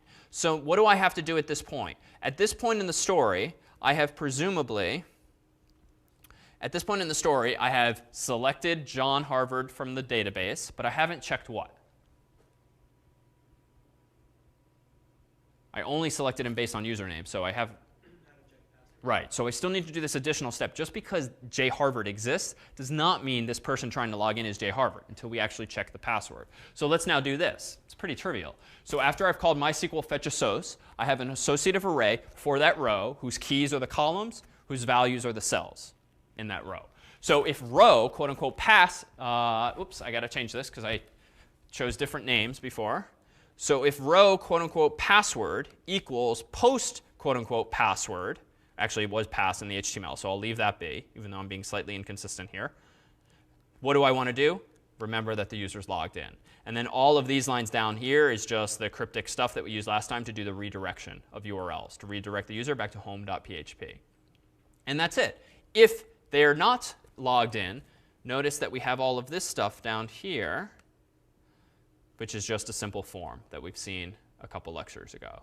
So let's see this in action and see if we got it all right. So let me go back to my browser and let me reload login 5.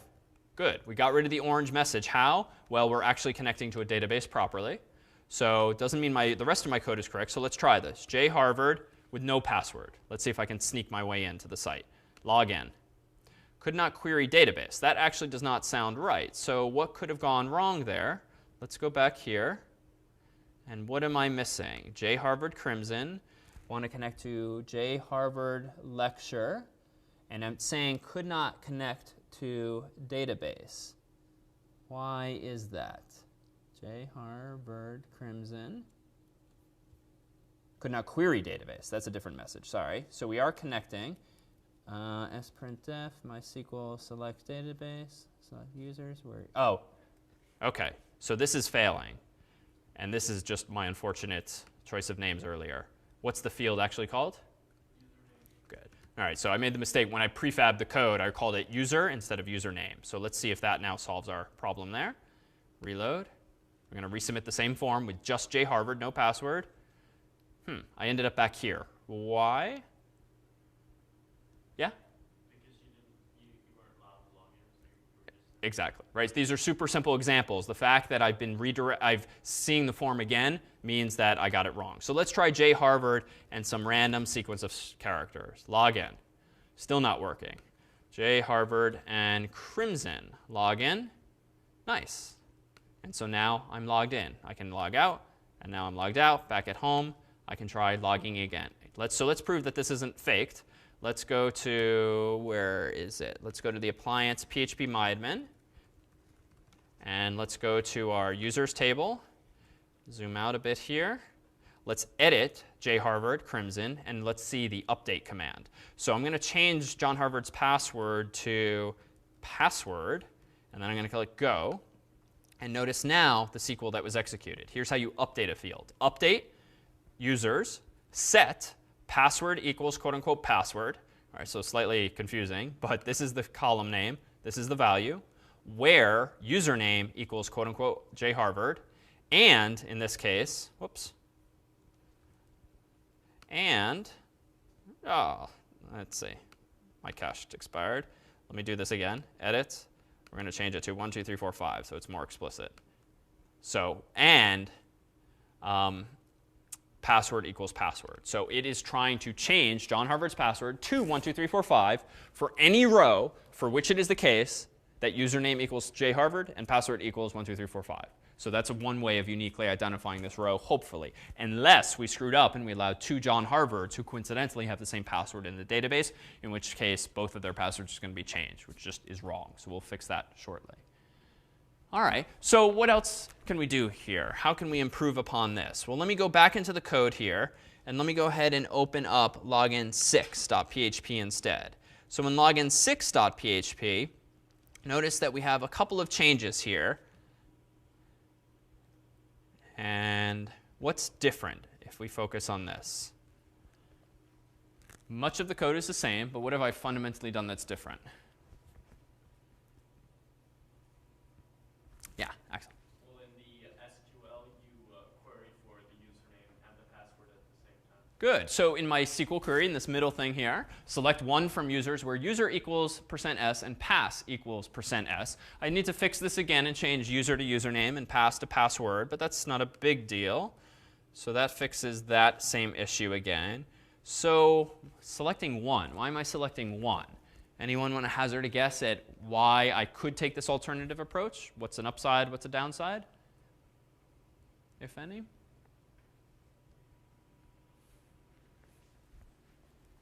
What do you like about it?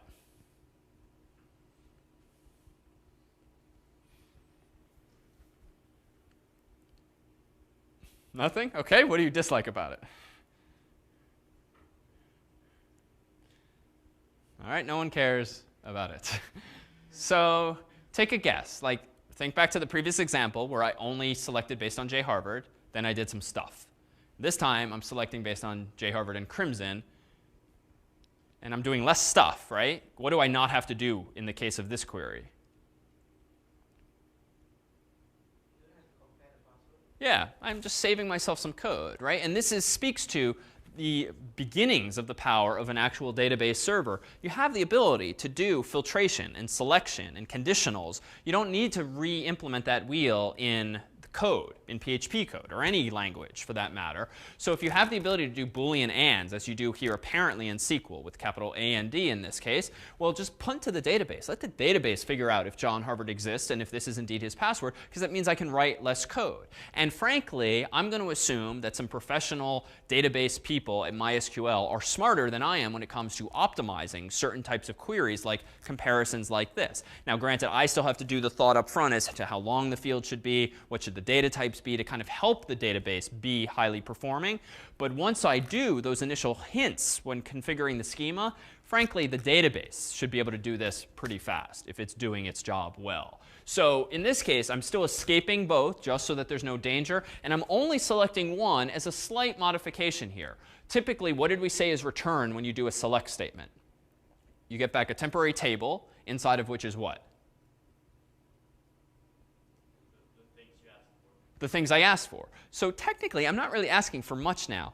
All I want is the number 1 back from the database. So this is a minor performance improvement for at least a small database here. But if you think about it in general, if you were returning if you were selecting star and we had more rows, more columns rather than just username and password, and we had phone number and email address and GChat ID, and all of these various pieces of data you might have associated with the user, why the hell do I need to select all of those pieces of data when all I want is an answer to the question, is your password correct? So the way to return that answer as efficiently as possible is just give me back a temporary table with one column and one row inside of which is literally the number 1 if my query is, so to speak, correct. Otherwise, I get back no rows, in which case it's clearly not his username and password. So a minor performance improvement for, again, small data sets. But the fundamental idea is that don't select more data than you actually need. And indeed, previously, when I did select star, I was being kind of lazy. I needed to get back John Harvard's password. But did I need to get back John Harvard's username? I mean, no, I already had it, right? I gave it to the database, so that too was just lazy on my part. So in general, avoid using star, because you're just going to waste time transferring information from the database to the web server, to your PHP code to access. And if you don't care about those fields, you should instead enumerate the ones you do care about one by one, unless you want them all back. All right, so the rest of this code is then thereafter the same. So let's see another variant of this that allows us to take it in a slightly different direction. So in this case, we're solving the problem that Axel referred to earlier. So this design we started with, it's kind of stupid. It's not incorrect. It's just not very good for security. And by that I mean my usernames are in clear text, and that's OK. That kind of is necessary. But my passwords are also in clear text. And by clear text, I mean if John Harvard's password is Crimson, what do we see in the database? CRIMSON. What does that mean? It means if someone's looking over the database administrator's shoulder, he or she sees that same password. It means if the database is somehow compromised and a bad guy physically walks up to the computer and copies it, or somehow someone on the internet steals that database, or someone on the internet executes a SQL injection attack inside of which is a select statement. So now some random kid on the internet has selected all of the users and passwords on my database. In short, not so good if by losing the database table, you're also losing your users' passwords. So what's an alternative? So you proposed what before, Axel? You can one-way encrypt the passwords. OK, what does it mean to one-way encrypt the passwords? Well, it means to scramble the letters and numbers in a way that you can't engineer it backwards. Good. So a one-way hash, as it's generally called, is kind of like encryption, but it's encryption in one direction.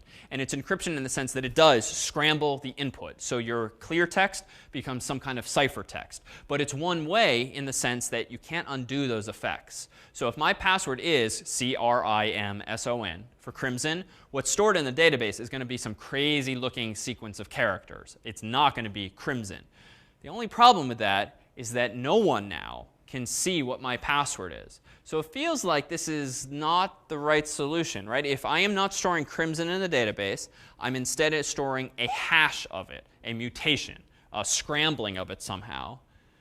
And yet me, the human, I know what my password is. I don't know what that random series of text is. Only the database does. How do I subsequently log in after my password has been stored in this scrambled fashion? Yeah. Yeah, exactly. So there is a solution here. So when I create my account, when I register for an account, they don't store the database Crimson anymore. They instead run it through this one-way hash, which is just a function that returns some random characters. Then they store that string in the database. So what does that mean for subsequent logins? Well, I obviously don't know what that random string is, or that seemingly random string is, but I do know that my password's Crimson. So all you have to do is those same mathematics again. The next time you try to log in, take my password Crimson, which I typed into the post submission, encrypt that, or hash that, so to speak, and then compare what? Compare that result against the result you stored in the database, and if they match, then it must be me. Now, small white lie, it's possible with various hashes that two people's passwords could hash to the same value. So if my password is Crimson and your password is 12345, in theory, because of the way hashing functions work, the random sequence of characters that's stored in the database could actually be identical. So what does this mean? This actually means that I could log in with either Crimson or with 12345. The only catch is that I have no idea mathematically what else hashes to that same value. So the reality is almost all of us who have accounts on sites on the internet, odds are you don't just have one password. You could have maybe 2, maybe even 3 or more passwords. It's just you have no idea what they are. And you could try to figure it out. But if passwords can be 12 characters, 16 characters, and they can be letters and numbers and punctuation, that's going to take a lot of time to brute force figure out what your other possible passwords are. But this is just the nature of a hashing function. So how are we doing it here? In orange here in the middle, almost the same code, but notice that I'm practicing what I'm preaching here. I'm comparing not just the username with %s, ignoring the misnamed user and pass field, not just comparing the user field, I'm also comparing the pass field, but I'm not comparing the pass field against %s. What am I comparing the pass field against? Capital letters PASSWORD, open paren, quote unquote, %s. So it turns out that MySQL as a database server can do more than just store rows and columns. It can also allow you to call functions. And in fact, databases often support what are called stored procedures, whereby you can write your own custom functions, store them in the database, and then call them. Just so happens that MySQL gives you one such function for free called password, which does exactly this one-way hashing that we've been talking about. There are other functions like average and sum and count and various useful things for a toolbox to have, but this is one relevant to passwords. Now, there is a catch. This exists, but does anyone know what the caveat here is? Yeah. You can reverse engineer it. It sucks is really what it boils down to. The password function is the right idea, but not very well implemented. And in fact, with relatively little effort, can you brute force the password function and figure out alternatives to those hashes so that you can figure out effectively how to log in as someone else. So there's alternatives. And Axel mentioned MD5 before. There's SHA-1, there's MD5, there's SHA-256, SHA-512, and yet others. The reality is that MySQL does not have great built-in support for this kind of hashing. There's faults in most every one of the algorithms that it does support out of the box. So generally, even I, in recent years, have taken to using third-party libraries and doing this in code. PHP Pass, P-A-S-S, is an alternative. It's a freely open source PHP library that actually does the mathematics for you. So you call an actual PHP function, and you pass that string into the database rather than letting the database do it yourself. Arguably, this is better too, because then if you ever do change from MySQL to Oracle or PostgreSQL, you're not relying on database-specific functionality. You're only calling the most basic of SQL functions like average and count and summation and so forth. So your code is arguably a little more portable. But this is one of the minor headaches of MySQL, is that this function, perfectly named though it is horribly implemented. So just don't use it. But also don't store things in clear text. Your better bet is using a library in PHP or whatever language you're writing in. But the point ultimately is to hash it. All right, any questions? All right, so one last variant of this. That was 7, and here is now 8. All right, so in version 8, no, I'm not going to show you this one, because this one's just similarly not so great. Let's do this instead. All right. So MySQL. Unfortunately, documentation, not so good. It's correct and it's complete, but it's not nearly as user-friendly to navigate, to be honest. So when it comes to looking up things related to MySQL or SQL, to be honest, I think you'll find that Google and various free websites, some of which we've linked on the resources page on the course's homepage, and will point you at as needed in the PDF of Project 1, are probably better resources. But if you ever need an authoritative answer about MySQL, realize that the manual, this is the place to go. And this is, in fact, useful for things like how big is a int field? How big is a big int field? How big is a date field? How big is a text field? And so forth. When you want definitive answers to those kinds of things, best not to trust random people on the internet, but to actually go to the official documentation, much like you would for various PHP functions. But we glossed over one important and compelling detail earlier in one of those drop-down menus in Php Myadmin, namely primary key, index, unique, and full text. So in our users table, we have username and password. Which of those should be by nature unique? And by unique, I mean only one user should ever have that value for a username or for a password. Yeah? It should be the username. OK, username. Why? Because people, yes, because you only want one person with one particular username. Perfect. And passwords, well, you can't really tell people what passwords they should have. I bet lots of people have like hello or 1, 2, 3, 4. OK, good. So username, it's reasonable to expect that really should be unique. Otherwise, consider the alternative, right? Consider on Facebook, if you could log in as J Harvard, but so could someone else, like whose profile are you going to see? So like that clearly needs to be unique.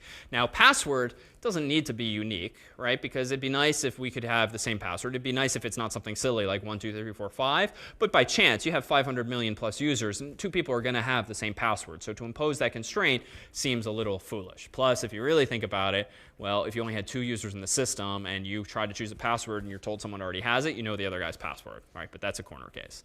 All right, so in terms of enforcing this, what can you do? Well, if you're writing code that registers users, signs them up for your website, you could just do it in PHP, right? You select, if the user wants to register as John Harvard with username J Harvard, you first check, does J Harvard exist? And how do you do that? You do a SQL select. And then if it doesn't exist, you get back 0 rows, then you do your insert. If instead you do see a J Harvard already, you just yell at the user and you say pick another username. Now, there is a problem here that we'll come back to next week, whereby what if 2 John Harvards are sitting next to each other or sitting in Starbucks halfway across the world from each other, but at roughly the same time, they both try to register for the site. So they type in J Harvard and then both hit enter at roughly the same time.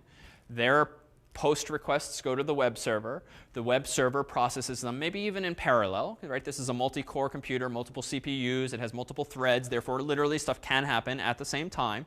And even if it can, suppose one of them gets in ever so slightly before the other, what might happen?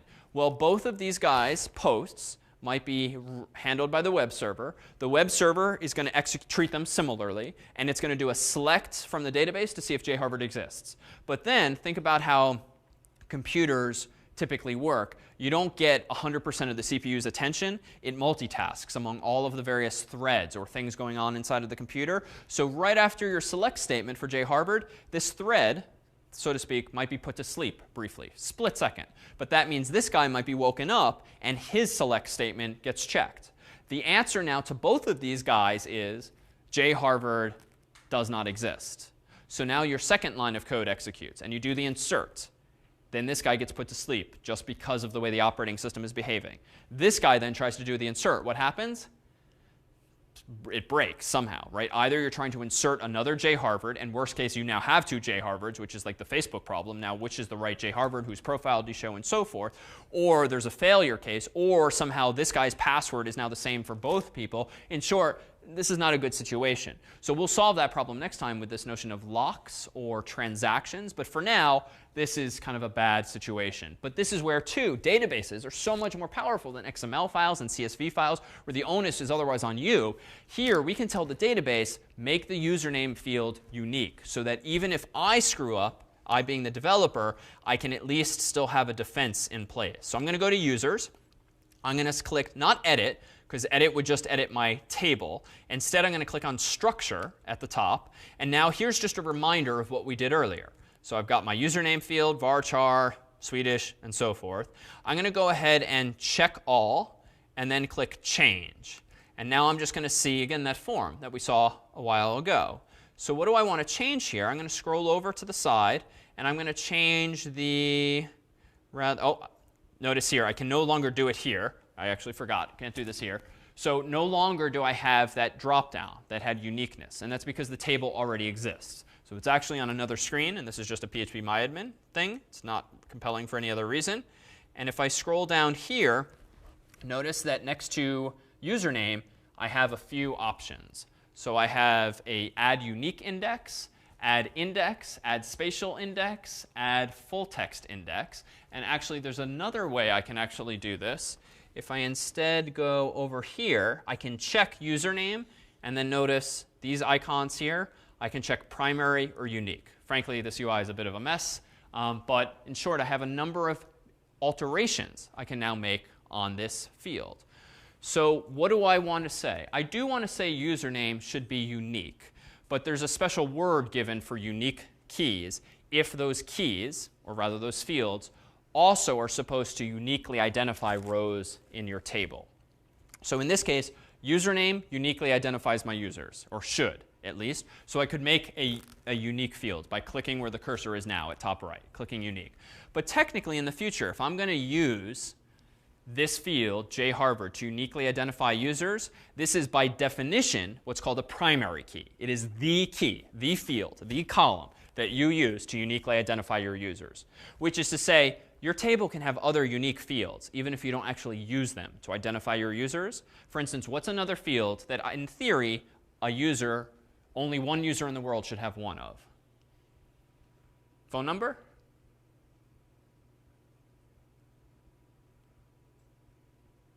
Cell phone maybe, but some of you still have landlines, right? And families or roommates. What? Social security number? Okay, so social security number. That is supposed to be a unique number per person. And so you might want to enforce that in the database, but frankly, not everyone in the world has a social security number. So you might want that field to be null, but when it's not null, you want it to be unique. So you can have the database at least enforce that. What about email address? Well, email address in theory should be unique, unless you're sharing an account or something. But it isn't necessarily what I want to identify my users with, if only because an email address might be this long.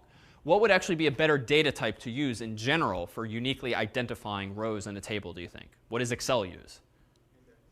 Index. What's an index, though? Just like a iterative number. Yeah, I'll take number. So just a number, right? 1, 2, 3, or maybe we start at 0. 1, 2, 3. So just a number. Why? Because then it's only 32 bits or 64 bits. So it's only 4 or 8 bytes. Meanwhile, my email address, it could be 10 characters, 20 characters even, depending. Social security number is similarly long with hyphens and whatnot. So in short, the best candidate for a unique key is probably not a string at all. So let's actually alter this table. I'm going to go ahead and before I change the key, notice down here I can make some alterations. I'm going to say add a column at the beginning of the table, although where it goes doesn't really matter, but it's common convention to put your primary key at the beginning of your table. I'm going to click go. This is going to allow me to add a new field, and I'm going to call it aptly ID. And I'm going to leave this blank, this blank, this blank. I'm going to leave this as none. I don't want a default value. And I'm going to go ahead and click Save. And now notice I have an int whose size or type is apparently 11. This is a legacy thing. This does not mean your integer can have 11 digits. It does not mean your integer can have 11 bits. It means when you are in this black and white window that we saw earlier, and you print out these old school looking columns like this thing here, that means your integer will use 11 characters in this black and white interface. So completely legacy. So it's pretty much irrelevant. 11 was just the default now.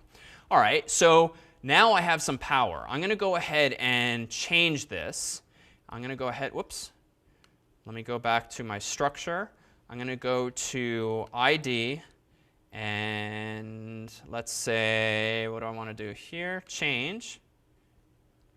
I'm going to go to, why is it not letting me? There it is. Change. Oh, I didn't scroll over far enough before. This was here. So AI. Does anyone recall what this is? Yeah. Auto increment. Auto increment. I think it will, when you add another user, it's automatically going to be 2 if the first one is 1. Exactly. So this is yet another feature of a database that's not just nice to have, it's really compelling. So if you want to uniquely identify your users as efficiently as possible, much like Facebook does with a number in the URL, unless you chose a custom username for Facebook, a number is the way to go. 32 bits, 64 bits, definitely nice and predictable instead of a variable length string.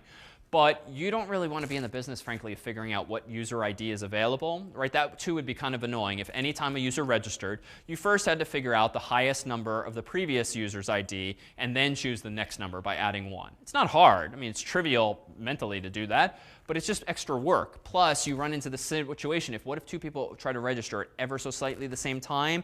You're going to get into this so-called race condition, but again, more on that next time.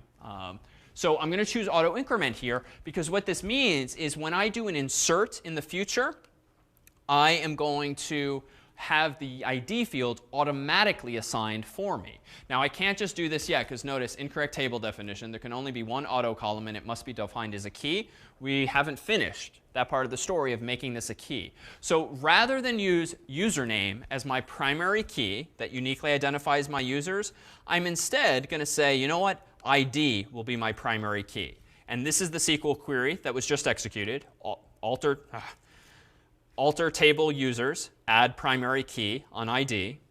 And now I'm going to go and change this field and scroll over to the side, make it auto increment and save. And now notice under the extra column, I'm just being reminded that this has the auto increment flag on it. And here's how this worked. Alter table users, change ID to not null auto increment. All right. So username, that still leaves the question of username. Should username have any kind of index or key? Well, do you want username to be unique? So we still do. You can only have one primary key, though. And we'll see why next time, too, why you want to have a primary key as opposed to just a unique index. But I'm going to go over here and say this should be unique. So now, watch what will happen. Whoops, my cursor is doing strange things. Here's browse. We only have one user. So let's try to insert someone else into the database, and we'll do it the real way with SQL commands. So insert into users, a username and a password. And I'll put my quotes around everything just for good measure. Also because password is a function, recall. The values of quote unquote Malin and 1, 2, 3, 4, 5, close quotes. And semicolon's not necessary here. It's only necessary in the command line client. So let's do go. OK, so that was inserted. If I go to browse now, notice I have two rows, Malin and J. Harvard. Now let's try to register Malin again. But notice one thing first. What was John Harvard's ID? And what was Malin's ID? 1 and 2. So exactly what Axel promised would happen. The nice thing here is I didn't have to think about that. I didn't have to insert 2 myself. I won't have to insert 3 myself. If it's auto increment, auto is literally the keyword here. It happens automatically for you. And you avoid this thing called a race condition, where 2 people might be registering at the same time and might otherwise, if I were writing the code, give them the same ID, which would be bad. So now let's test our uniqueness constraint. Let's go into SQL again, and let's do insert into users, a username and a password with these values, Malin and a password of 5555. So different password. All right, go. Duplicate entry Malin for key username. So what does this really mean? So this is an error now that's happened. So if you called MySQL query, you would actually be informed programmatically in PHP an error has happened, which is your way then of inferring I must have tried inserting the same username twice. So we now have this defense in place. All right, so this table's coming along, and it turns out that primary keys are going to have a relationship with something called foreign keys, but more on those separately. What else motivates this choice? What might you gain by telling the database in advance that this field is special, that this field is unique? What might that lend itself to, if that's not too vague? It's actually the answer to it's the same answer to every question thus far tonight. Yeah. Maybe it has to do something with performance. Yeah, performance. Good answer. So it does actually have to do with performance. When you create a index, as it's called, or a key index, they're essentially referring to the same thing. When you create an index on a field, on a column in a database, the database is going to spend some effort, some time, and some disk space up front to optimize that column. And by that I mean it's going to build up a secondary data structure, which is usually a data structure of a tree, a B tree. In fact, if you've taken a data structures class, and a B tree is essentially a very shallow tree that lends itself to searching large chunks of data like you might have in a big database table, it creates this index, this B tree, that makes it much easier to answer questions of the form, who is ID 2? Or is J. Harvard in this table? Any query you might want to ask about a specific field, in this case ID, or even the username field, will be faster. Previously, when we did the select star from users where username equals J. Harvard, that was a linear search of the entire table. Now, you were not unimpressed because there was one person in the table, so it's obviously not that slow to search the table. But if we did have Facebook's 500 million plus or 800 million plus users, that would have been a linear search looking for John Harvard. Awful, especially for large data sets. Now, if you instead click that button and say, make this a unique index or make this a primary key index, then the database is going to churn through that list, and it will do linear search maybe once, maybe twice, maybe 3 times. But the output of that process is going to be some kind of tree structure that's kept around in RAM so that the next time you ask me a question, it's going to be much faster to answer the query. And it's going to do something like binary search or even something fancier than that. So indexes are huge. And if you've ever visited a really bad website in terms of performance, it's slow. Going from page to page has nothing to do with your internet connection because you're at home on broadband or whatnot. It's just a really crappy website. Odds are it has to do with, one, server could just be overloaded and they're too popular for their own good. Or very likely, they just didn't know what they were doing when creating their database tables. And they just created rows and columns like you would in Excel. But they gave no thought to primary keys, indexes, uniqueness, or anything like that. Full text is similar in spirit. It can be used for text fields. So here's one of these design trade-offs we didn't touch on earlier. Varchars are great for variable length strings. Text fields are great for variable length strings that are even longer. But you do pay a performance penalty because the text fields, remember, end up elsewhere, which just means they're not as local, caching issues, and so forth. But the upside of using a text field, which is bigger, is that you can put a full text index on it, which means you can do Google-like queries on the search saying, return this row if it has the keywords foo and bar and not baz, or things like that. And you don't have to implement that yourself. The database can do it for you. The price you pay, though, is performance for just selecting the data potentially. So again, there's no perfect solution here. It really depends on the use case you're trying to solve. So let's consider a problem that we're not going to solve tonight, but that does kind of remain. Suppose we augment our users table to include not just username and password, not even just ID, but again, what are some things we might want to associate with a user? Axel? Their email address? Email address. Good. Give me something else. Yeah, Con. Phone number. Good. Something else. Gender. Good. Something else. We'll keep doing this until we get the answer I need to tell the story. Yeah. Oh, what's that? Pictures of the user. Good. Oh, actually, we can tell a quick story about this. How do you store binary data? So you actually can store in a database. And in fact, one of the fields that we didn't look at but was on the screen there briefly when you create a new field. Let me try to simulate it. Let me go to structure. Let me go ahead and add a new field and show the types. At the bottom here, there's some fancier features that we really haven't even scratched the surface of. Blobs, binary large objects. And this just refers to binary data. So you could actually store photographs of users in the database, or you could store them on disk. And this is actually one of these other non-obvious design decisions. But this one, at least, there's some good rules of thumb. Frankly, I am of the philosophy that data belongs in a database and files belong on a file system. And by this, I mean if you are having your users upload photos or resumes or whatnot, storing them in the database is probably not the right place because the database is going to get bigger and bigger and bigger. I mean, files are generally much bigger than textual rows. And so you're going to run eventually into performance issues. You're going to run potentially into disk space issues. You're going to run into replication issues whereby very much in vogue these days are CDNs, content delivery networks, which are just servers like Akamai and Google and the like. And Facebook has this too. Hundreds or thousands of servers whose purpose in life is just to serve up static content, JavaScript files, JPEGs, PNGs, movie files, and whatnot, and that's all they do. If instead you're storing that data in a database, now you have to replicate your database around the entire world and having MySQL databases here and here and here, which is totally possible, but completely unnecessary for scalability. So we'll talk more about this at the end of the semester, but in general, I think in like the past 6-10 years, I've never stored binary data in a database, really, at least not files. Better to store the file on disk in a folder, for instance, of uploads that's owned by you, a la SUPHP, which we talked about a couple times ago. But what could you still store on the database? The path. So you store the path or the name of the file that's uploaded. So you still associate the thing with the user, but you store it in a more natural environment that lends itself to scalability and access controls and the like.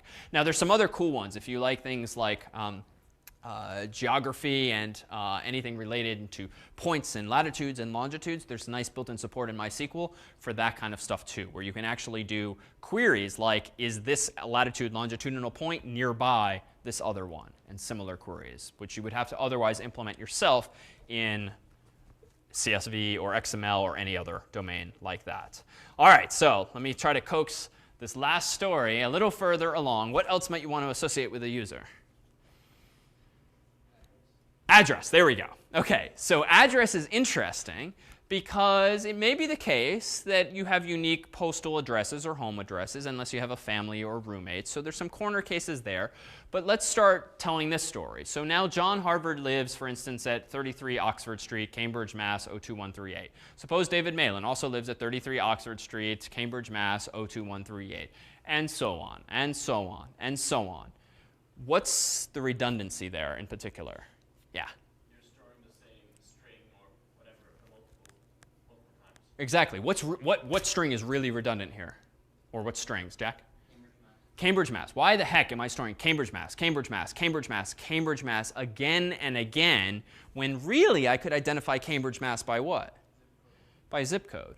Now, as an aside, the US is kind of a mess with its zip codes, and over time I've learned that zip codes actually don't always follow town boundaries, and there can be weird overlap and so forth. So this is a nicer story than it is actually in practice. Sometimes towns share zip codes and vice versa.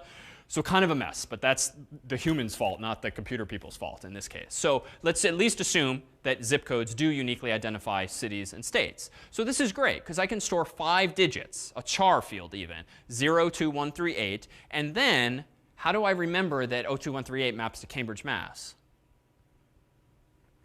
Jack. Is there another database somewhere that has all of the areas that have existed or been put up on your server? Yeah, exactly. So you can buy off the internet a big database of zip codes with city states. So you could just buy that or find it somewhere. And then you could store your own local copy. Because what you can do with MySQL, even though we haven't done it yet, is you can have more than one table. Right? Just like Excel can have multiple worksheets. MySQL can have multiple tables. So I could have one table called users and another table called cities or another table called zips, whatever I want to call it.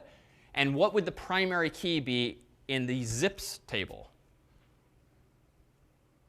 And what would the columns be? Yeah. Yeah, probably the zip code. Could be a unique number, like an integer, but if I already have a number and it's a fixed length, like this is actually a pretty good candidate for a primary key. So what else would be in the zips table? Yeah, city and state. And I could push a little harder. I could factor out anyone who has 33 Oxford Street somehow. But frankly, storing the street address redundantly is probably OK. Storing city-state again and again and again doesn't feel nearly as OK. Because right, how do I uniquely identify 33 Oxford Street? I have to standardize on a name for it, like 33 space OXFORD space. We'd have to make more of a design decision there, whereas at least with city, state, and zip, that in theory should have a nicer relationship. So I can factor that out. So now the issue of primary key should maybe make a little more sense. Now we can have a zips table whose primary key is zip code and whose other columns are city and state and so forth. We can then have my users table, and we add another column to it called zip. And what do I store in the zip field? Well, something like 02138. At that point in the story, 02138, or more specifically zip code, is a primary key in the zips table, and it's what's called a foreign key in my users table. So this, too, is why it's advantageous to define these kinds of keys. Primary key, again, means uniquely identifies rows in this table. Foreign key means is a primary key in another table. And what this will allow us to do is take the users table, take the zips table, and if I want to see all of that data together, I want to see J Harvard, Crimson, 02138, Cambridge, Mass. I want to join all of that information together so I can get at it with one associative array, one MySQL fetch assoc call. What we can do is if the rightmost column of this users table is zip, and just for the sake of pictures, the leftmost column of it's the opposite to you guys. The leftmost column of the zips table is zip. Right? So we have zips, zips. We can effectively overlap them and join them so that now we have a wider table that has all of the data we care about. Redundantly, but at least now it's a temporary table.